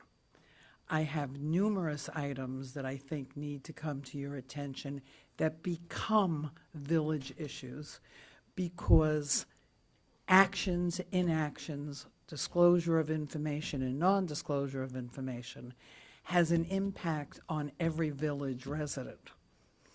To that end, what got me started with this is apparently a letter, and you may all be aware of it and you're just appeasing me to listen to me. A letter went out, was distributed, that said, with a quite cute salutation, "Dear village resident." I'm a village resident. I'm going to guess that most of the people here are as well as you, so I would ask you, did you get the soft and fuzzy letter? Because it's my understanding that unless you had a child in the school, you didn't get the Dear Resident letter. I don't have it. Obviously, I'm the one that didn't get it. But if you go through all the trash on social media, you might be able to find it. And it is an important letter, and it's signed by, my understanding, the superintendent of schools. But it speaks to a possible significant decrease in state aid to the Port Jefferson School District. So you can't affect that. That's not your jurisdiction. But it sure the hell will affect your taxes. And there's a number of other issues that need to be addressed that have a financial implication. With that, I know that Mr. Laux is the liaison, so maybe he'd like to speak to somebody, or Mayor, maybe you. Maybe a couple of you need to meet with a couple of them and be prepared with some very, very important questions with financial implications. But for right now, dear neighbor, resident, or whatever the hell it said, it's all of us. And the financial implication will be to all of our taxes, not just a select few. And thank you for listening. I wish the gentleman from Edgewood, who has National Speedway, was still here, because I do too, so I'll save that for March. Thank you very much. Mayor, I was going to address this. I believe somewhere in here we have board member reports. No, we're not. Board members aren't reporting today? Not tonight, no. They happen in the work sessions. Suzette, I'll point out that about 5 years ago, I went to a school board meeting. Sorry, Trustee Biano, I was asking if I I'm can sorry. speak on this, but I'm happy to hear after what is that. I Is that thought you were done. It's, so when the clerk sent out the agenda, board reports are for the work session, are now focused on the work session. So I don't know if you looked at the agenda, but if you had a comment on that, you could, you could have replied to the clerk. But we are focusing the board comments at the work sessions. Okay, well, I'll look forward to discussing that. May I reply briefly? And To the public comment, in, I was out of order, I apologize. it's, Public comment. I mean, it is what it is. Sometimes we respond, sometimes we don't. So, but it is public comment. If you're going to respond in the interest of the meetings, it's not meant to be a dialogue, but if you have a comment, you want to make it, you've done it in the past. sure. yeah. We're all interested in hearing what Trustee comment. Cassay has to I say. think that all of you, or some of you, or whatever, need to take greater responsibility of gaining knowledge of what's going on in the school district. And by that, I don't mean that you're going to run the school district, but when what they are or aren't doing is going to affect every resident in this village, it's important that you know. Understood and agreed. Just the brief comment that I'm looking to make is that, yes, there's been because of the governor's proposed budget, so it's not set in stone yet. This is a state level issue. The governor's proposed getting rid of the hold harmless provision, which previously ensured that school districts would receive at least the same amount of state aid that they had received in previous years. But in the new calculation this year, the hold harmless provision was taken out of that calculation. And so we received the largest percentage deduction. 28% of our state aid for Port Jefferson schools was reduced. Three Village Schools has a smaller percentage but larger figure because they have a larger budget, almost $9 million reduced state aid. And so I was planning on putting this as an item for discussion at our work session at the next meeting to consider a resolution urging the governor to reconsider not pulling the hold harmless provision from the calculation and pulling the rug out from under our school districts. I thank you, Deputy Mayor Cassay, since you provided a great deal of information that I suspect went out in a letter, and only these people that you just explained it to had that knowledge at that level. And when something's addressed to Dear Village resident, I think it's an inclusive piece, or else, right, dear parent of student in the school district. But thank you for the explanation. I got more from you than I did anywhere else. I meet almost weekly with the superintendent, and that is a good point because I didn't get a letter. I know you. I read about it in the Newsday. I think all of the communication should go to the village residents, and I'm going to try to maybe work that out with the superintendent, if we can be somehow informed, maybe through the newspaper or. It's the district vote. It's the district role. So it's not even, you don't even classify it as residents. It's the people who live in the school district. Every single person who lives in the school district should be getting those robocalls and the letter, so all the communication. And I think that there's more that you need to look into than that, but there are a lot of people here that are looking to talk. Thank you for listening.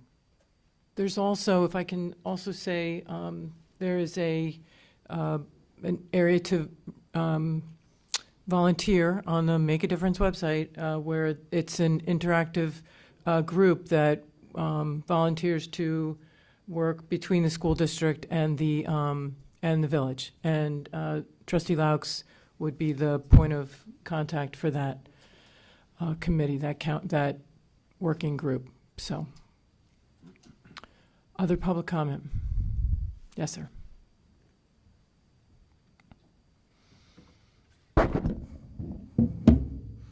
Hi, thank you. Hello, Mayor Shepro, and oh yeah, I got you. An honorable board. My name is John DiLeonardo. I live at 95 Linda Lane West in Riverhead. I am an anthrozoologist and the executive director of Humane Long Island, Long Island's leading animal welfare organization.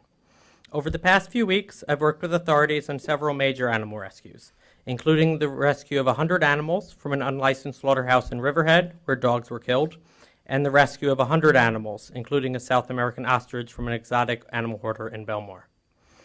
Just as I was coming up for air, I received numerous calls and emails from residents and local business owners about the Port Jefferson Business Improvement District's apparent hiring of New York City horse carriages to haul carriages at the Port Jeff Ice Festival.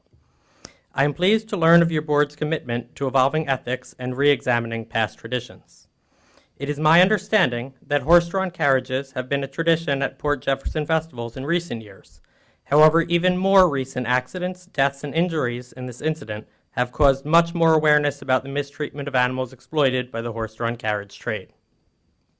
While no horse belongs pulling a carriage in the 21st century, allowing a company that apparently exploits horses on New York City streets is especially concerning.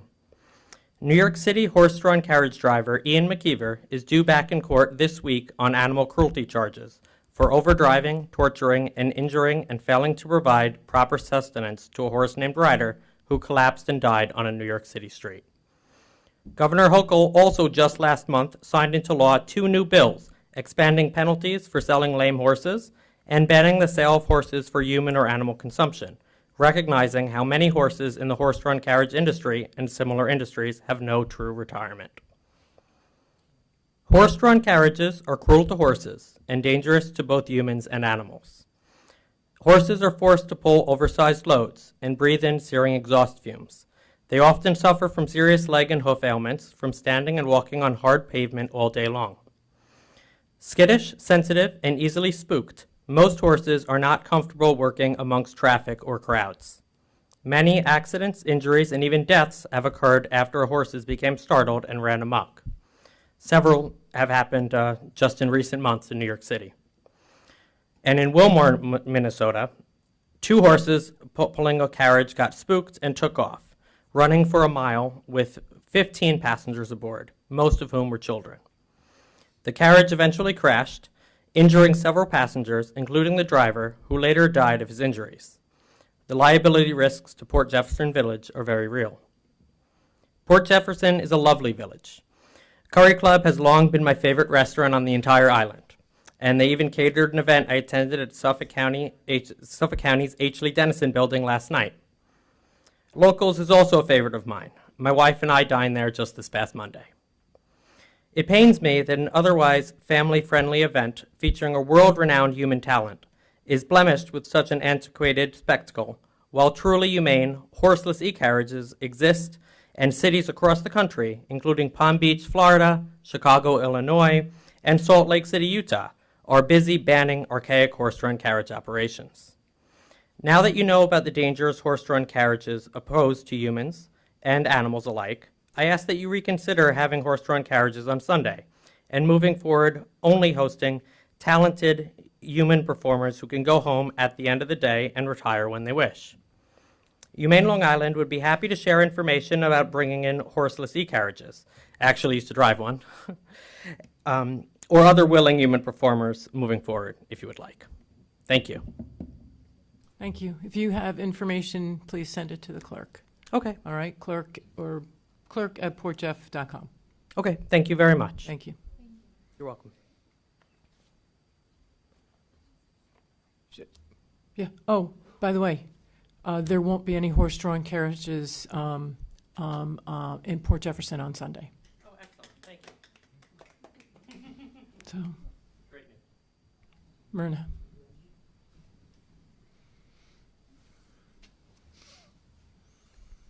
Hi, Myrna Gordon, Rustic Road, Port Jefferson. Thank you all for being here. What an exceptional meeting this is. I mean, this is really democracy in action between all of the subjects that have been talked about tonight from the gamut. I'll go a little bit different tonight and just talk about a year ago, I stood before this board and I asked for the possibility of diminishing the use of single plastic containers. And those of you who were on the board then did receive samples of utensils that I brought. I gave them all samples of different types of bamboo and wood silverware, cups, water containers. And I asked if there could be some consideration regarding the use in our Port Jefferson Village buildings. So what happened was that I also met with Mr. Giuliano about 2 Saturdays ago just to bring him up to date with what I had spoken about almost a year ago to the board. I did go to the 60th anniversary of the Port Jefferson Village celebration at the Village Center, and it was wonderful. I mean, I saw people there who I hadn't seen before. The former mayors were there. The exhibits were there. The food that was donated was absolutely wonderful. It was an absolutely great event. However, as I turned around, before my eyes were the trash containers, huge trash containers all filled with plastic. We can do better at our village center. Okay, we can start to encourage that all the events that take place there, they have to use environmentally sound utensils, paper, and disposable type of implements. This is such an easy thing for our village to do. For instance, people that come in and rent that facility for parties or birthday parties or ice skating events, they must sign a contract, I would think. Is that correct? They sign some type of a rental contract? Is there any way that we can start to move towards this goal in our village? We're so far behind in so many ways. It would be so easy to have no plastic containers or single-use containers used in these village events. The products are out there. They're so easy to buy online, in stores, in dollar stores. When I looked at those trash containers, I said, I mean, you talk about future generations. We're not thinking about our future generations if we don't take a stand now and try to make some small change.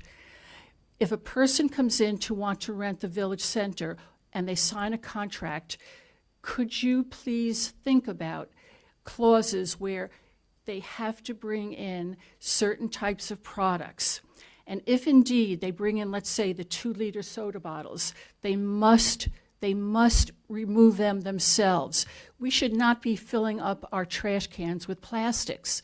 So I'm really hoping that you consider this. I know that Stan, you even said, I think when I was here talking about it, that maybe you'd give it a try at the turn. I'm not sure how that developed, but it's the small steps. It's the small steps that we can do. Remember how we thought about when the supermarkets told us they were not going to be giving us any plastic types of handouts, containers, and carry-out bags. People went crazy. What am I going to do? What am I going to do?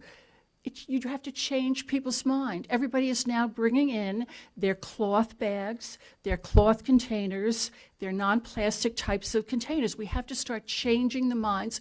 And if we don't do it here, we're really not making a significant change in our village hall, in the village center, maybe even at the turn. So I would ask that you seriously start utilizing some of the knowledge that we're getting in terms of what's in the plastic water bottles, the water that you're drinking. There's just been a whole bunch of research on it. It's true. It's true. I mean, the tap water is much healthier than what you're drinking from the plastic containers. So I ask Mayor Shepro to please start to change the policies of this, of what we can do and do it better. We need to do it better for future generations. I have an idea. I'm What not if we bring the volunteering. conservation, no, I know. What if we ask the Conservation Advisory Council to look into this one? Yeah, that's a great idea, and perhaps in concert, or draft something and send it over to the Parks and Rec Committee as well, as they have oversight in the Village Center. But as a starting point, absolutely, I will send this to the Conservation Advisory Council to put on their agenda for the next meeting as their liaison, and ask that it be When is that meeting, Trustee Cassay? That meeting is the third Tuesday of the month. I know I Would you be interested in presenting your concept there? Walking through it? If the date's convenient. Sure, and if it's not, Merida, please. Please, you can take care of this. It's Well, such no, but please send along again any information, articles, whatever PDFs, and I'll be sure to forward that on to them as well. Yeah, and just one more thing, I want to just speak to Drew. You know, high schools all over are doing this. I'm not sure it's been a long time since I taught high school, but maybe this is something that could be implemented in high school. Point of order. Oh, sorry. Yeah, sorry. Okay, sorry. That's a good Sorry. side conversation. I'm talking to you. Maybe something can happen in the high schools as well. Thank you, Mary. Another thing that I just want to bring up, and Rebecca, I will get to you, is that it's another topic completely, and that has to do with the bluff. I walk down there a lot. If anybody has been down there recently, you can see the extent of the erosion that has taken place on the East Beach Bluff. And I'm not sure exactly what your discussions have been. I'm not privy to them. But it's each time that we have a serious downfall, the erosion and the breaching of all of the plantings have really, really been devastating. And so I know we can't have a discussion, but I'm truly concerned about what is going to happen to the bluff now regarding whether it be FEMA funds, whether or not the residents are going to have another opportunity to talk about this again, as we did before all of the work started. But I'm hoping that the residents get a chance to discuss this, because obviously this is a multi-million dollar project and something that I'm really concerned about. Thank you. Okay.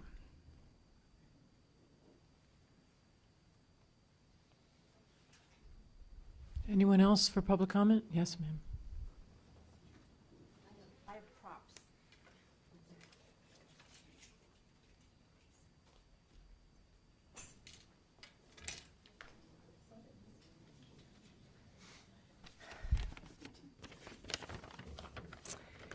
My name is Marilyn Zucker. I am a lifelong Long Islander, but I do not live in Port Jeff. I live in East Meadow. Can you provide your address, please, in East Meadow? Sure, 702 Durham Road. You're welcome. My name's Marilyn Zucker, and I am here to ask you not to offer horse carriage rides at the Ice Festival this weekend, which I now hear that you will not be having, and I'm very happy about that. So I guess I'll be speaking about future events. Please consider the fact that this is a family event and horse carriages are a form of cruelty to animals. While some may still have the antiquated notion that horse carriage rides are fun or romantic, nothing could be further from the truth, at least not when you consider the horse's perspective. I began fighting for carriage horses years ago when I saw horses in New York City who looked depressed and despondent. In 2021, when a horse named Aisha collapsed in Central Park, I began to research the truth behind the carriage horse industry. Most horses in the industry are retired race horses or elderly Amish work horses bought at auction. They are not treated as beloved pets, but animals purchased as commodities, leased out, and often worked to their death. By law, they are required to be retired at age 27, but many owners blatantly disregard the law, as in the case of Ryder, another recent victim of this heinous industry. An empty carriage weighs about 2,000 pounds, and a driver plus passengers adds on several hundreds more. Yes, the horses are bred to bear heavy loads, but just because an animal is capable of pulling thousands of pounds for hours on end, while deprived of the ability to move freely, can we justify forcing an animal to do it for our own entertainment? Would you do that to your dog? Would you like it done to you? There's nothing natural about it, and the horse does not enjoy it, even if the driver tries to fool you by feeding him carrots. If you can't wait to loosen your tie or bra at the end of the day, can you imagine having thousands of pounds of apparatus attached to your face and body, restricting every movement and often chafing your skin raw, blinders over your eyes, a thick metal bit in your mouth and over your tongue all day? If you'd like to feel what it's like, I've brought in actual bridle, bits, and carriage horse whips for you to see yourself. These are the whips that are used for the carriage horses. There's a bridle that's kept over their face.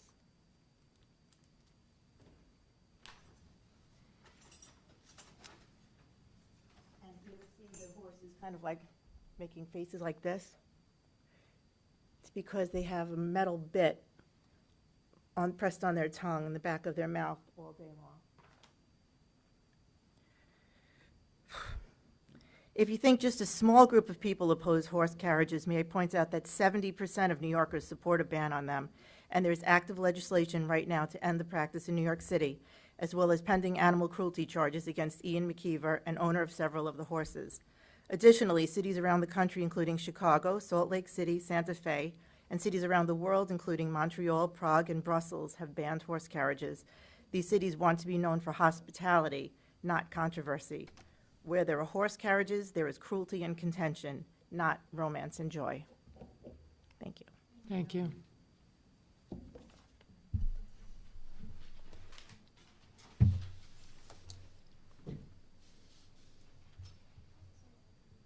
Yes.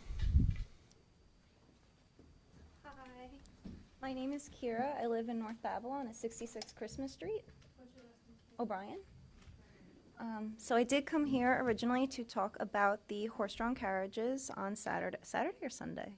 Sunday. So I'm just want to express my gratitude and happiness about you guys not doing it. I was really upset when I heard about it, especially with, you know, I'm not a fan of it to begin with, but especially when I heard about the horse rider that died and the guy that was like beating him on the street. It was really upsetting. So I'm just really happy that you guys decided to not do it. So I'm just expressing that. Thank you.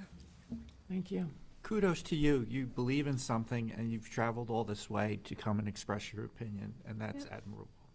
I think this sounds like a good work session agenda item to discuss, you know, who, you know, discussing this amongst the board and also with the bid and Chamber of Commerce. So I'll be adding that to my agenda.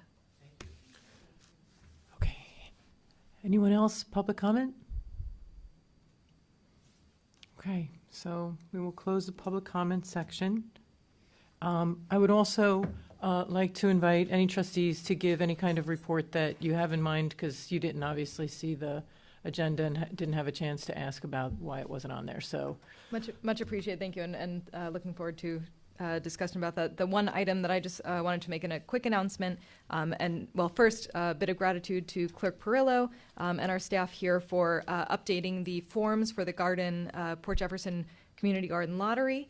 So thank you to you and the staff, and wanted to announce that that lotto is now open. You would go to portjeff.com/community garden and find the forms to fill out there and submit to the clerk's office. Those will be open and available and being taken in until February 15th. So you have a couple of weeks. There are 20 beds in the community garden.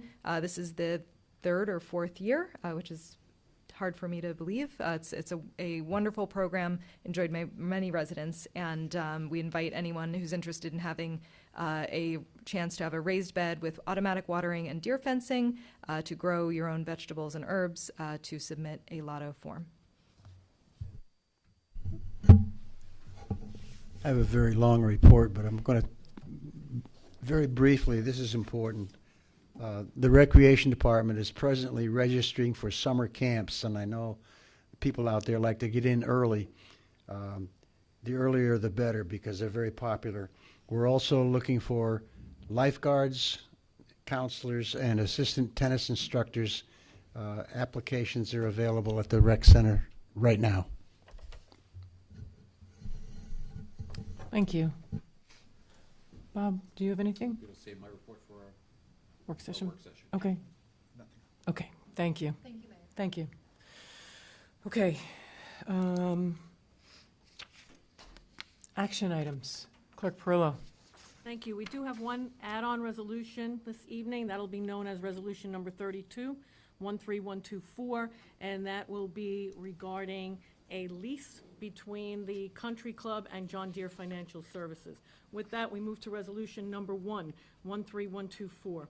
Resolution approving the minutes of the December 11th, 2023 and January 10th, 2024 meetings of the Board of Trustees of the Village of Port Jefferson. May I have a motion? Motion. Thank you. Thank you. All in favor? Aye. Thank Aye. you. Thank you. Resolution number 13124, resolution approving the adoption of the attached proposed local law as amended, local law number 1 of 2024, as a replacement to Chapter 41 Ethics Code of the Code of the Village of Port Jefferson. May I have a motion? Motion. Thank you. A second? Thank you. Changes, right? Yes. I added as amended. All in favor? Aye. Aye. Unanimous. Thank you. Resolution number 13124, resolution approving the attached proposal submitted by Civic Plus for the provision of website redesign services per the bid opening on October 17th, 2023, at a cost of $27,933.15 total for the first year, and an annual cost of $4,977 thereafter, to be expensed from line item number A, 1650.04, Central Communications Expense. May I have a motion? Motion. Thank you. Thank you. All in favor? Aye. Thank you. Aye. Unanimous. Resolution number 13124, resolution approving the attached proposal submitted by PW Grosser Consulting, Inc. in the amount of $24,000 to provide engineering and consulting services for the additional mitigation work related to the recharge basin at Old Homestead Road, with the $24,000 to be expensed from line item number H8997.6, recharge basin. May I have a motion? I'll make the motion. Thank you. May I have a second? Second. Good. All in favor? Aye. Aye. Thank you. Resolution number 13124, resolution approving the attached proposal submitted by PW Grosser Consulting, Inc. in the amount of $4,750 for the provision of engineering services to correct the ongoing groundwater seepage issues at the Barnum Avenue sidewalk, with the $4,750 to be expensed from line item number A, 8140.04, storm sewer expenses. May I have a motion? I'll Just a second. question. Just where on Barnum Avenue? Let's get the motion. Oh, okay. Bob, second? Second. Okay, discussion, where on Barnum Just Avenue? where on Barnum? It's really just in front north of of the the parking parking lot, Right for the parking lot. Okay. Yep. between the parking lot and the shipyard entrance. Right. And I know that this is an ongoing issue, but I don't know if we have documentation if it was happening before the creation of the parking lot. So I would just recommend that staff and PW Gross work together to see when this started, to try to solve that mystery. Because I know we've tried to look at this in previous years with no avail. But just getting the history of this so that the effort can move forward most effectively. I agree. I'm told it started after the lot was built. It upset the waterway. Okay, all in favor? Aye. Aye. Motion carries. Thank you. Resolution number 13124, resolution approving the attached proposal submitted by Island Tech Services for the provision and installation of disaster recovery hardware and the migration of email accounts from Google Suite to Microsoft Office 365, with a total cost of $5,918 to be expensed from line item number A, 1650.2, Central Communication Equipment. May I have a motion? Second. All in favor? Aye. Thank you. Resolution number 13124, resolution approving the attached quotation submitted by Tab Technologies, the Technology Services Division of Social Butterfly, for the provision of internal technology support services to be expensed from the corresponding line item numbers. May I have a motion? Motion. Thank you. Do we have a second? I'll second it. Discussion. So just to clarify, this is, they will be called in as needed for, and do they have hours of work? Is it during village hours? Is it any? It is during village hours. It is on an as-needed basis. Very It is whichever department requires the technological service. It could be something simple, helping to install a computer. It could be something more complex. Excellent, thank you. You're welcome. And if needed, work can be done after hours as well. Very good. That's the nature of the responsiveness of this entity. The consultant, Mhm. thank you. All in favor? Aye. Aye. Aye. Thank you. Motion carries. Resolution number 13124, Resolution approving the attached quotation submitted by Jewel Bryant for the provision of technical and professional services related to the live streaming of Village of Port Jefferson board meetings to be expensed from the corresponding line item numbers. May I have a motion? Motion? Do we have a second? I'll second.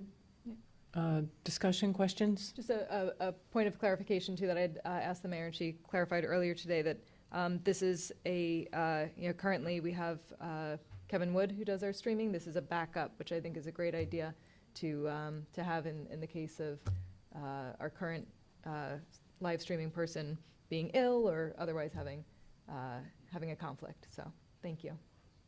Okay. Any other questions? All in favor? Aye. Aye. Motion carries. Thank you. Resolution number 9, 13124.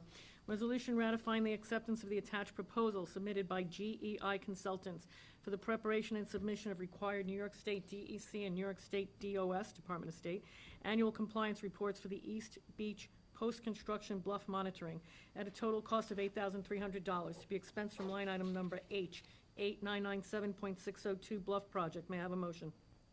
I'll make the motion. Second? Thank you. How often do they do this? As required by the Is it- state contract, as the state's DEC's evaluation requirements. So, throughout the year. This is done with a drone, right? Well, the drone is the next resolution. Okay. Mm-hmm. All in favor? Aye. Carries. Thank you. Resolution number 10, 13124. Resolution ratifying the acceptance of the attached quotation submitted by GEI Consultants for the provision of drone surveillance services to document the detailed topography of the East Beach Bluff at a total cost of $6,500 to be expensed from line item number H, 8997.602 Bluff Project. May I have a motion? Motion? I'll second. Thank you. Any questions, discussion? My only comment is I think I'm going to become a drone operator. This is pretty complicated. If that's the one. No. Just a couple of times we've needed this service, and it comes at a high cost to the village. It is very complicated, though. It's Yeah. not your typical drone operators. Are you saying I am not capable of being a complicated drone operator? Okay. Just kidding. Making a joke. Yeah, that's what I was saying. Okay. All in favor? Aye. Thank you. Resolution number 11, 13124. Resolution awarding the bids for the purchase of chemicals at the Port Jefferson Country Club to Heritage Landscape, Nassau Suffolk Turf Services, Inc., and Harold's LLC, as highlighted on the attached bid sheets per the bid opening on November 9, 2023, to be expensed from the corresponding line item numbers. May I have a motion? I'll second. Thank you. All in favor? Aye. Aye. Recommend that maybe they do a little neater job. Is there, Oh. yeah, it was pretty, On the bid? Mhm. Yeah. Yep. Resolution number 12, 13124, resolution amending resolution number 11, 110623, to update the registration fee from $775 to $1,220 for the attendance of Christopher Furchert at the Golf Course Superintendents Association of America, GCSAA Conference and Trade Show in Phoenix, Arizona, from January 27th, 2024 through February 1st, 2024. May I have a motion? I'll make the motion. Thank you. Second? Thank you. All in favor? Aye. Thank you. Resolution number 13, 13124. Resolution ratifying the attendance of Jack Anderson at the PGA, Jake Anderson at the PGA Golf Show in Orlando, Florida, from January 22nd, 2024 through January 27th, 2024, with a conference fee of $675, lodging fee of $1,000, rental car fee of $400, and airfare of $400 for each participant, and with all meal, mileage, and other applicable expenses to be reimbursed in accordance with the official Village of Port Jefferson travel policy. May I have a motion? I'll second. Thank you. All in favor? Aye. Aye. Thank you. Resolution number 14, 13124. Resolution accepting the resignation of Anthony Soroka as a laborer 3 in the Village of Port Jefferson Department of Public Works, effective January 3rd, 2024. May I have a motion? I'll make the motion. Second? Thank you. All in favor? Aye. Aye. Thank you. Resolution number 15-13124. Resolution accepting the resignation of Jack Rage as a laborer in the Village of Port Jefferson Parks Department effective December 29th, 2023. May I have a motion? All in favor? Aye. Thank you. Resolution number 16-13124. Resolution accepting the resignation of Connor Mendola as an appearance ticket officer in the Village of Port Jefferson Code Enforcement Bureau effective December 15th, 2023. May I have a motion? Second?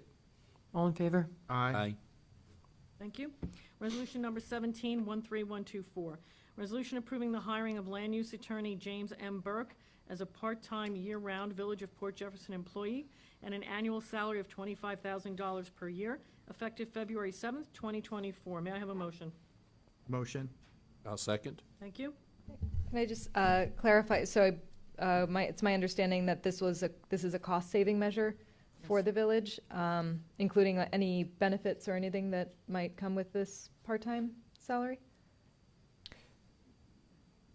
Yes. So, not going into personnel discussion here, but yes, it is a cost-saving Very benefit good. to the village, yes. Thank you.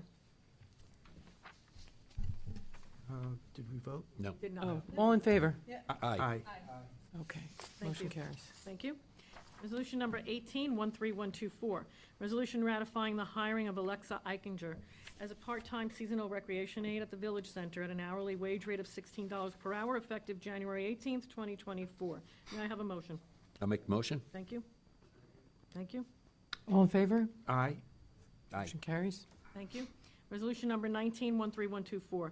Resolution ratifying the hiring of Sherry Willie as a part-time night manager for the Village Center at an hourly wage rate of $18 per hour effective December 23rd, 2023. May I have a motion? Second. All in favor? Aye. Motion carries. Thank you. Resolution number 20-13124. Resolution ratifying the approval of the event application submitted by James Luciano on behalf of the Business Improvement District to use portions of village-owned properties from 12 o'clock noon through 5 o'clock p.m. on January 27th, 2024, and January 28th, 2024 for the annual Ice Festival. May I have a motion? Motion. Thank you. Second? Just a point of clarification. Would the board consider amending this to, say, January 27th and February, whatever this Sunday is? Yeah. Because that's going to be the date of use? Yes, that was the rain date on the application. February 4th. February 4th. February 4th. So does Do so. it matter one way or the other on this resolution? It's cleaner. Mm-hmm. Yeah, with a rain date of February 4th. Right. Mm-hmm. Thank you. Yep, thank you. Did we have someone made the motion? We're just waiting to We vote. just need to vote. All in favor? Aye. Aye. Okay. Motion carries. Thank you. Resolution number 21-13124. Resolution authorizing Treasurer Gafka to create new budget lines for fiscal year 2024 as follows. Expense line item A, 7140.435, Farmers Market expenses. Revenue line item A, 1980, Farmers Market fees. Expense line item A, 7145.405, Village Bus Trips operating expenses. Revenue line item A, 2087, Village Bus Trip collection fees. Expense line items A, 7450.4, Museum docents expenses. A, 7450.41, Museum supplies. And A, 7450.42, Museum operating expenses. May I have a motion? All in favor? Aye. Thank you.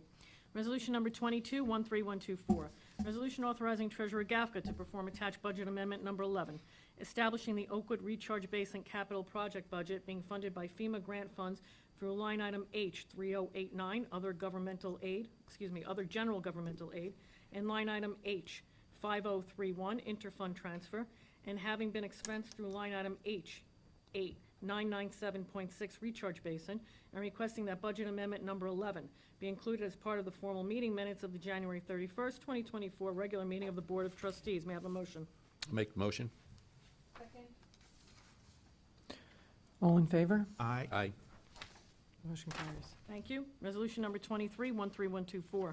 Resolution authorizing Treasurer Gafka to perform attached budget amendment number 12, establishing the budgets for the Village Farmers Market, Village Bus Trips, and Village Museums previously recorded in Village Trust accounts T 0099.082 Farmers Market, T0097 Village Bus Trips, and T0099.083 Drown Meadow, and requesting that budget amendment number 12 be included as part of the formal meeting minutes of the January 31st, 2024 regular meeting of the Board of Trustees. May I have a motion? Second? All in favor? Aye. Thank you. Resolution number 24-13124, resolution authorizing Treasurer Gafka to perform attached proposed budget amendment number 13 to fund the annual compliance report relating to the East Beach Bluff project in the amount of $8,300 for the New York State DEC and DOS, and monitoring drone flight in the amount of $6,500 to comply with FEMA regulations, expensing those through line item H8997.602 Bluff project, with funding through line item H5031 interfund transfer, and requesting that proposed budget amendment journal entry number 13 be included as part of the formal meeting minutes of the January 31st, 2024 regular meeting of the Board of Trustees. May I have a motion? I'll make the motion. Second? All in favor? Aye. Thank you. Resolution number 25-13124. Resolution approving attached change order number 1 submitted by Land Design, Inc. for the Station Street project in the amount of $6,400, and authorizing Treasurer Gafka to perform attached budget amendment number 14 to fund the change order through line item H5031 interfund transfer to be expensed through line item H8997.596 Station Street, and requesting that both the attached change order and proposed budget amendment number 14 be included as part of the formal meeting minutes of the January 31st, 2024 regular meeting of the Board of Trustees. May I have a motion? I'll make the motion. Second? All in favor? Aye. Thank you. Resolution number 26-13124, resolution authorizing Treasurer Gafka to appropriate general fund reserves and perform attached proposed budget amendment number 15 to fund the revitalization of the village website design in the amount of $26,937.75 to be funded through line item number A0599 appropriated fund balance and expense through line item A1650.4 central communication expenses, and requesting that proposed budget amendment number 15 be included as part of the formal meeting minutes of the January 31st, 2024 regular meeting of the Board of Trustees. May I have a motion? Second. All in favor? Aye. Aye. Thank you. Resolution number 27-13124, resolution scheduling a public hearing for 6 o'clock p.m. on April 10th, 2024 at Port Jefferson Village Hall, 121 West Broadway, Port Jefferson, New York, 11777, regarding the Village of Port Jefferson tentative budget, and directing Clerk Perillo to notice the public hearing accordingly. May I have a motion? Motion? Second? All in favor? Aye. Thank you. Resolution number 28-13124, resolution scheduling a public hearing for 6 o'clock p.m. on February 28th, 2024 at Port Jefferson Village Hall, 121 West Broadway, Port Jefferson, New York, 11777, regarding a proposed local law overriding the 2% tax cap as established in General Municipal Law, Section 3C, and directing Clerk Perillo to notice the public hearing accordingly. May I have a motion? Make the motion. Second? All in favor? Aye. Thank you. Resolution number 29-13124, resolution appointing the following as members of the Budget and Finance Committee for a term to expire on June 30th, 2025. William Gatta, Carl Jansen, CPA, Nicole Palumbo, Esquire, Dr. Irene Rios Knopf, and Zena Ugrinsky, and appointing Renee Tidwell as an alternate Budget and Finance Committee member, which alternate would serve to fill a vacant membership position. May I have a motion? Motion? I'll second. Just have a Question?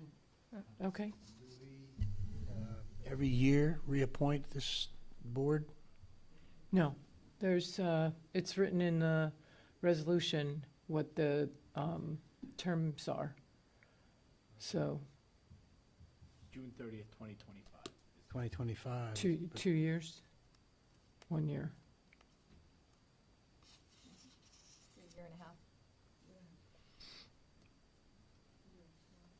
What Oh, would be- because, What would be the disadvantage, if you want to say that, to not having an alternate and just making Renee a full member?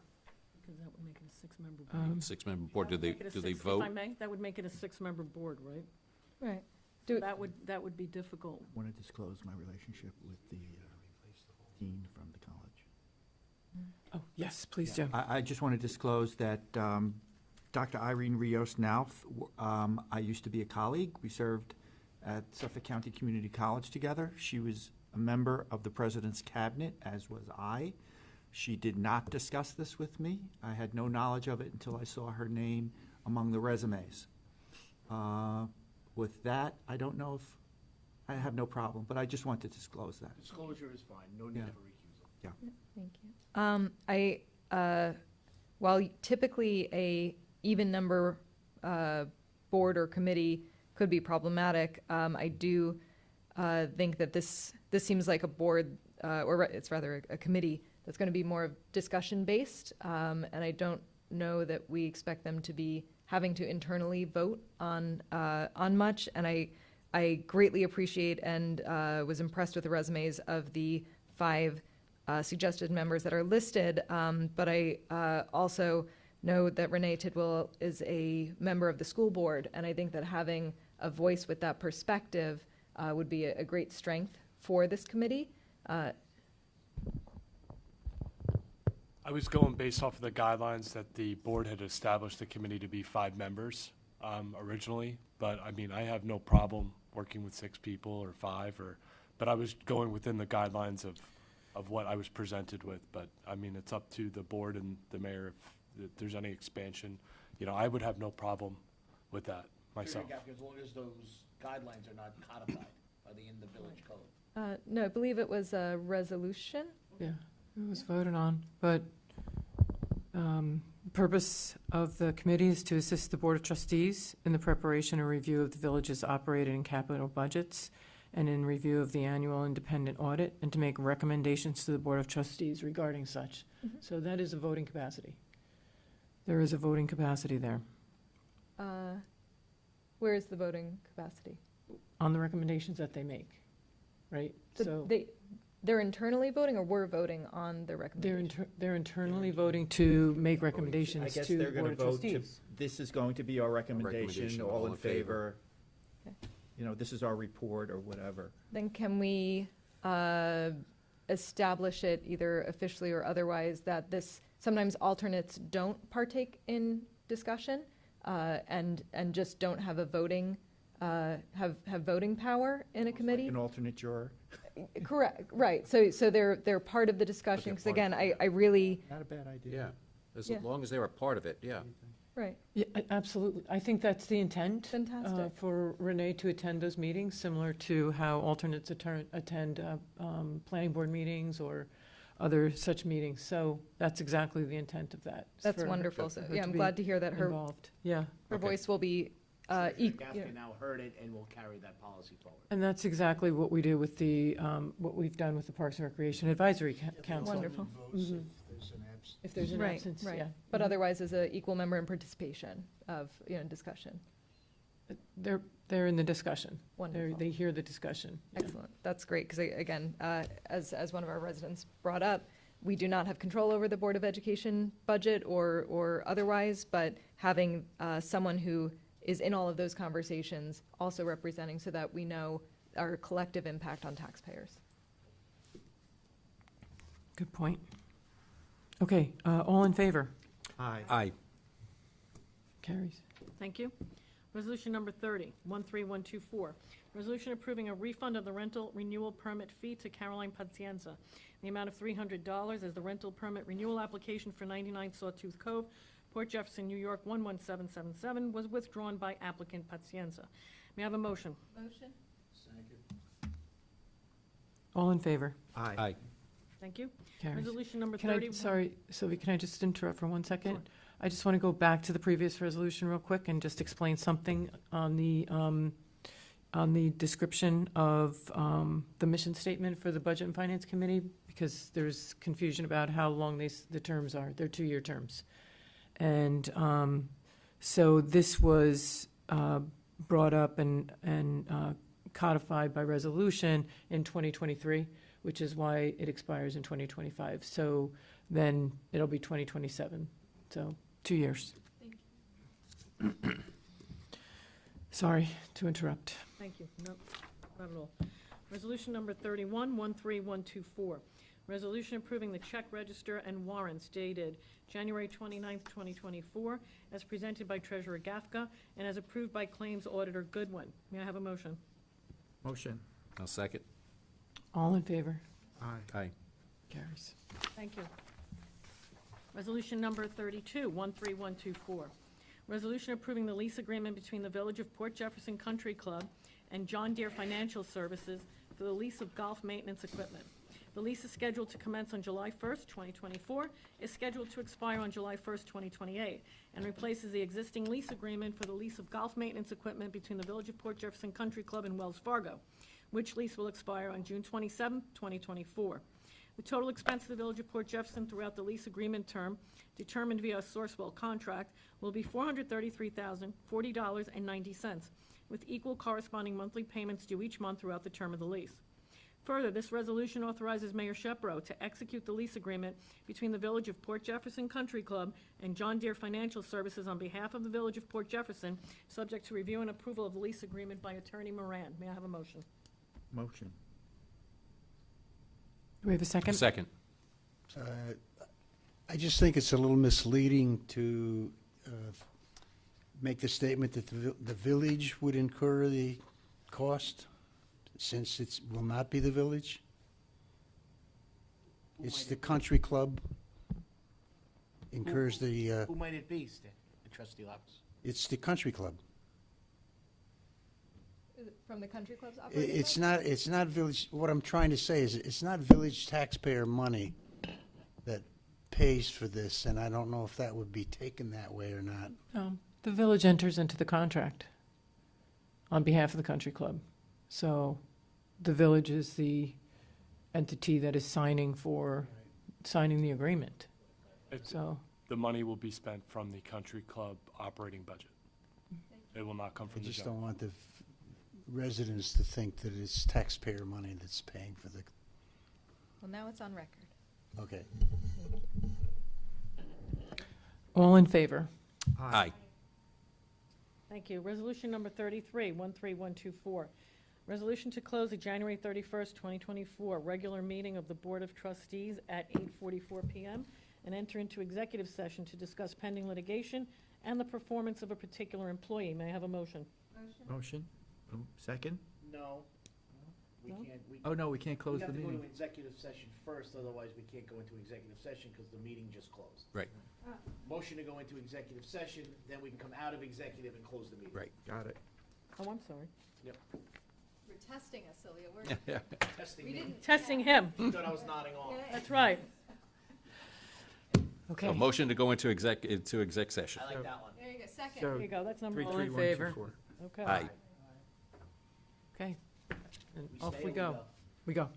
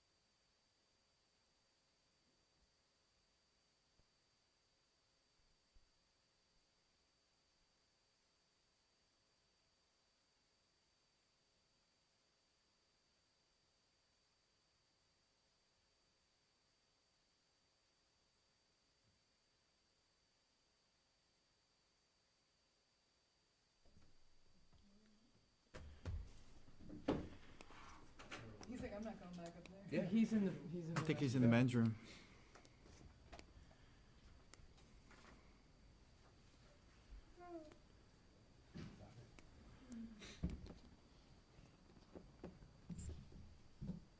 Are we good? We on, Kev? Yeah. Okay. As we see Attorney Moran coming back to the table,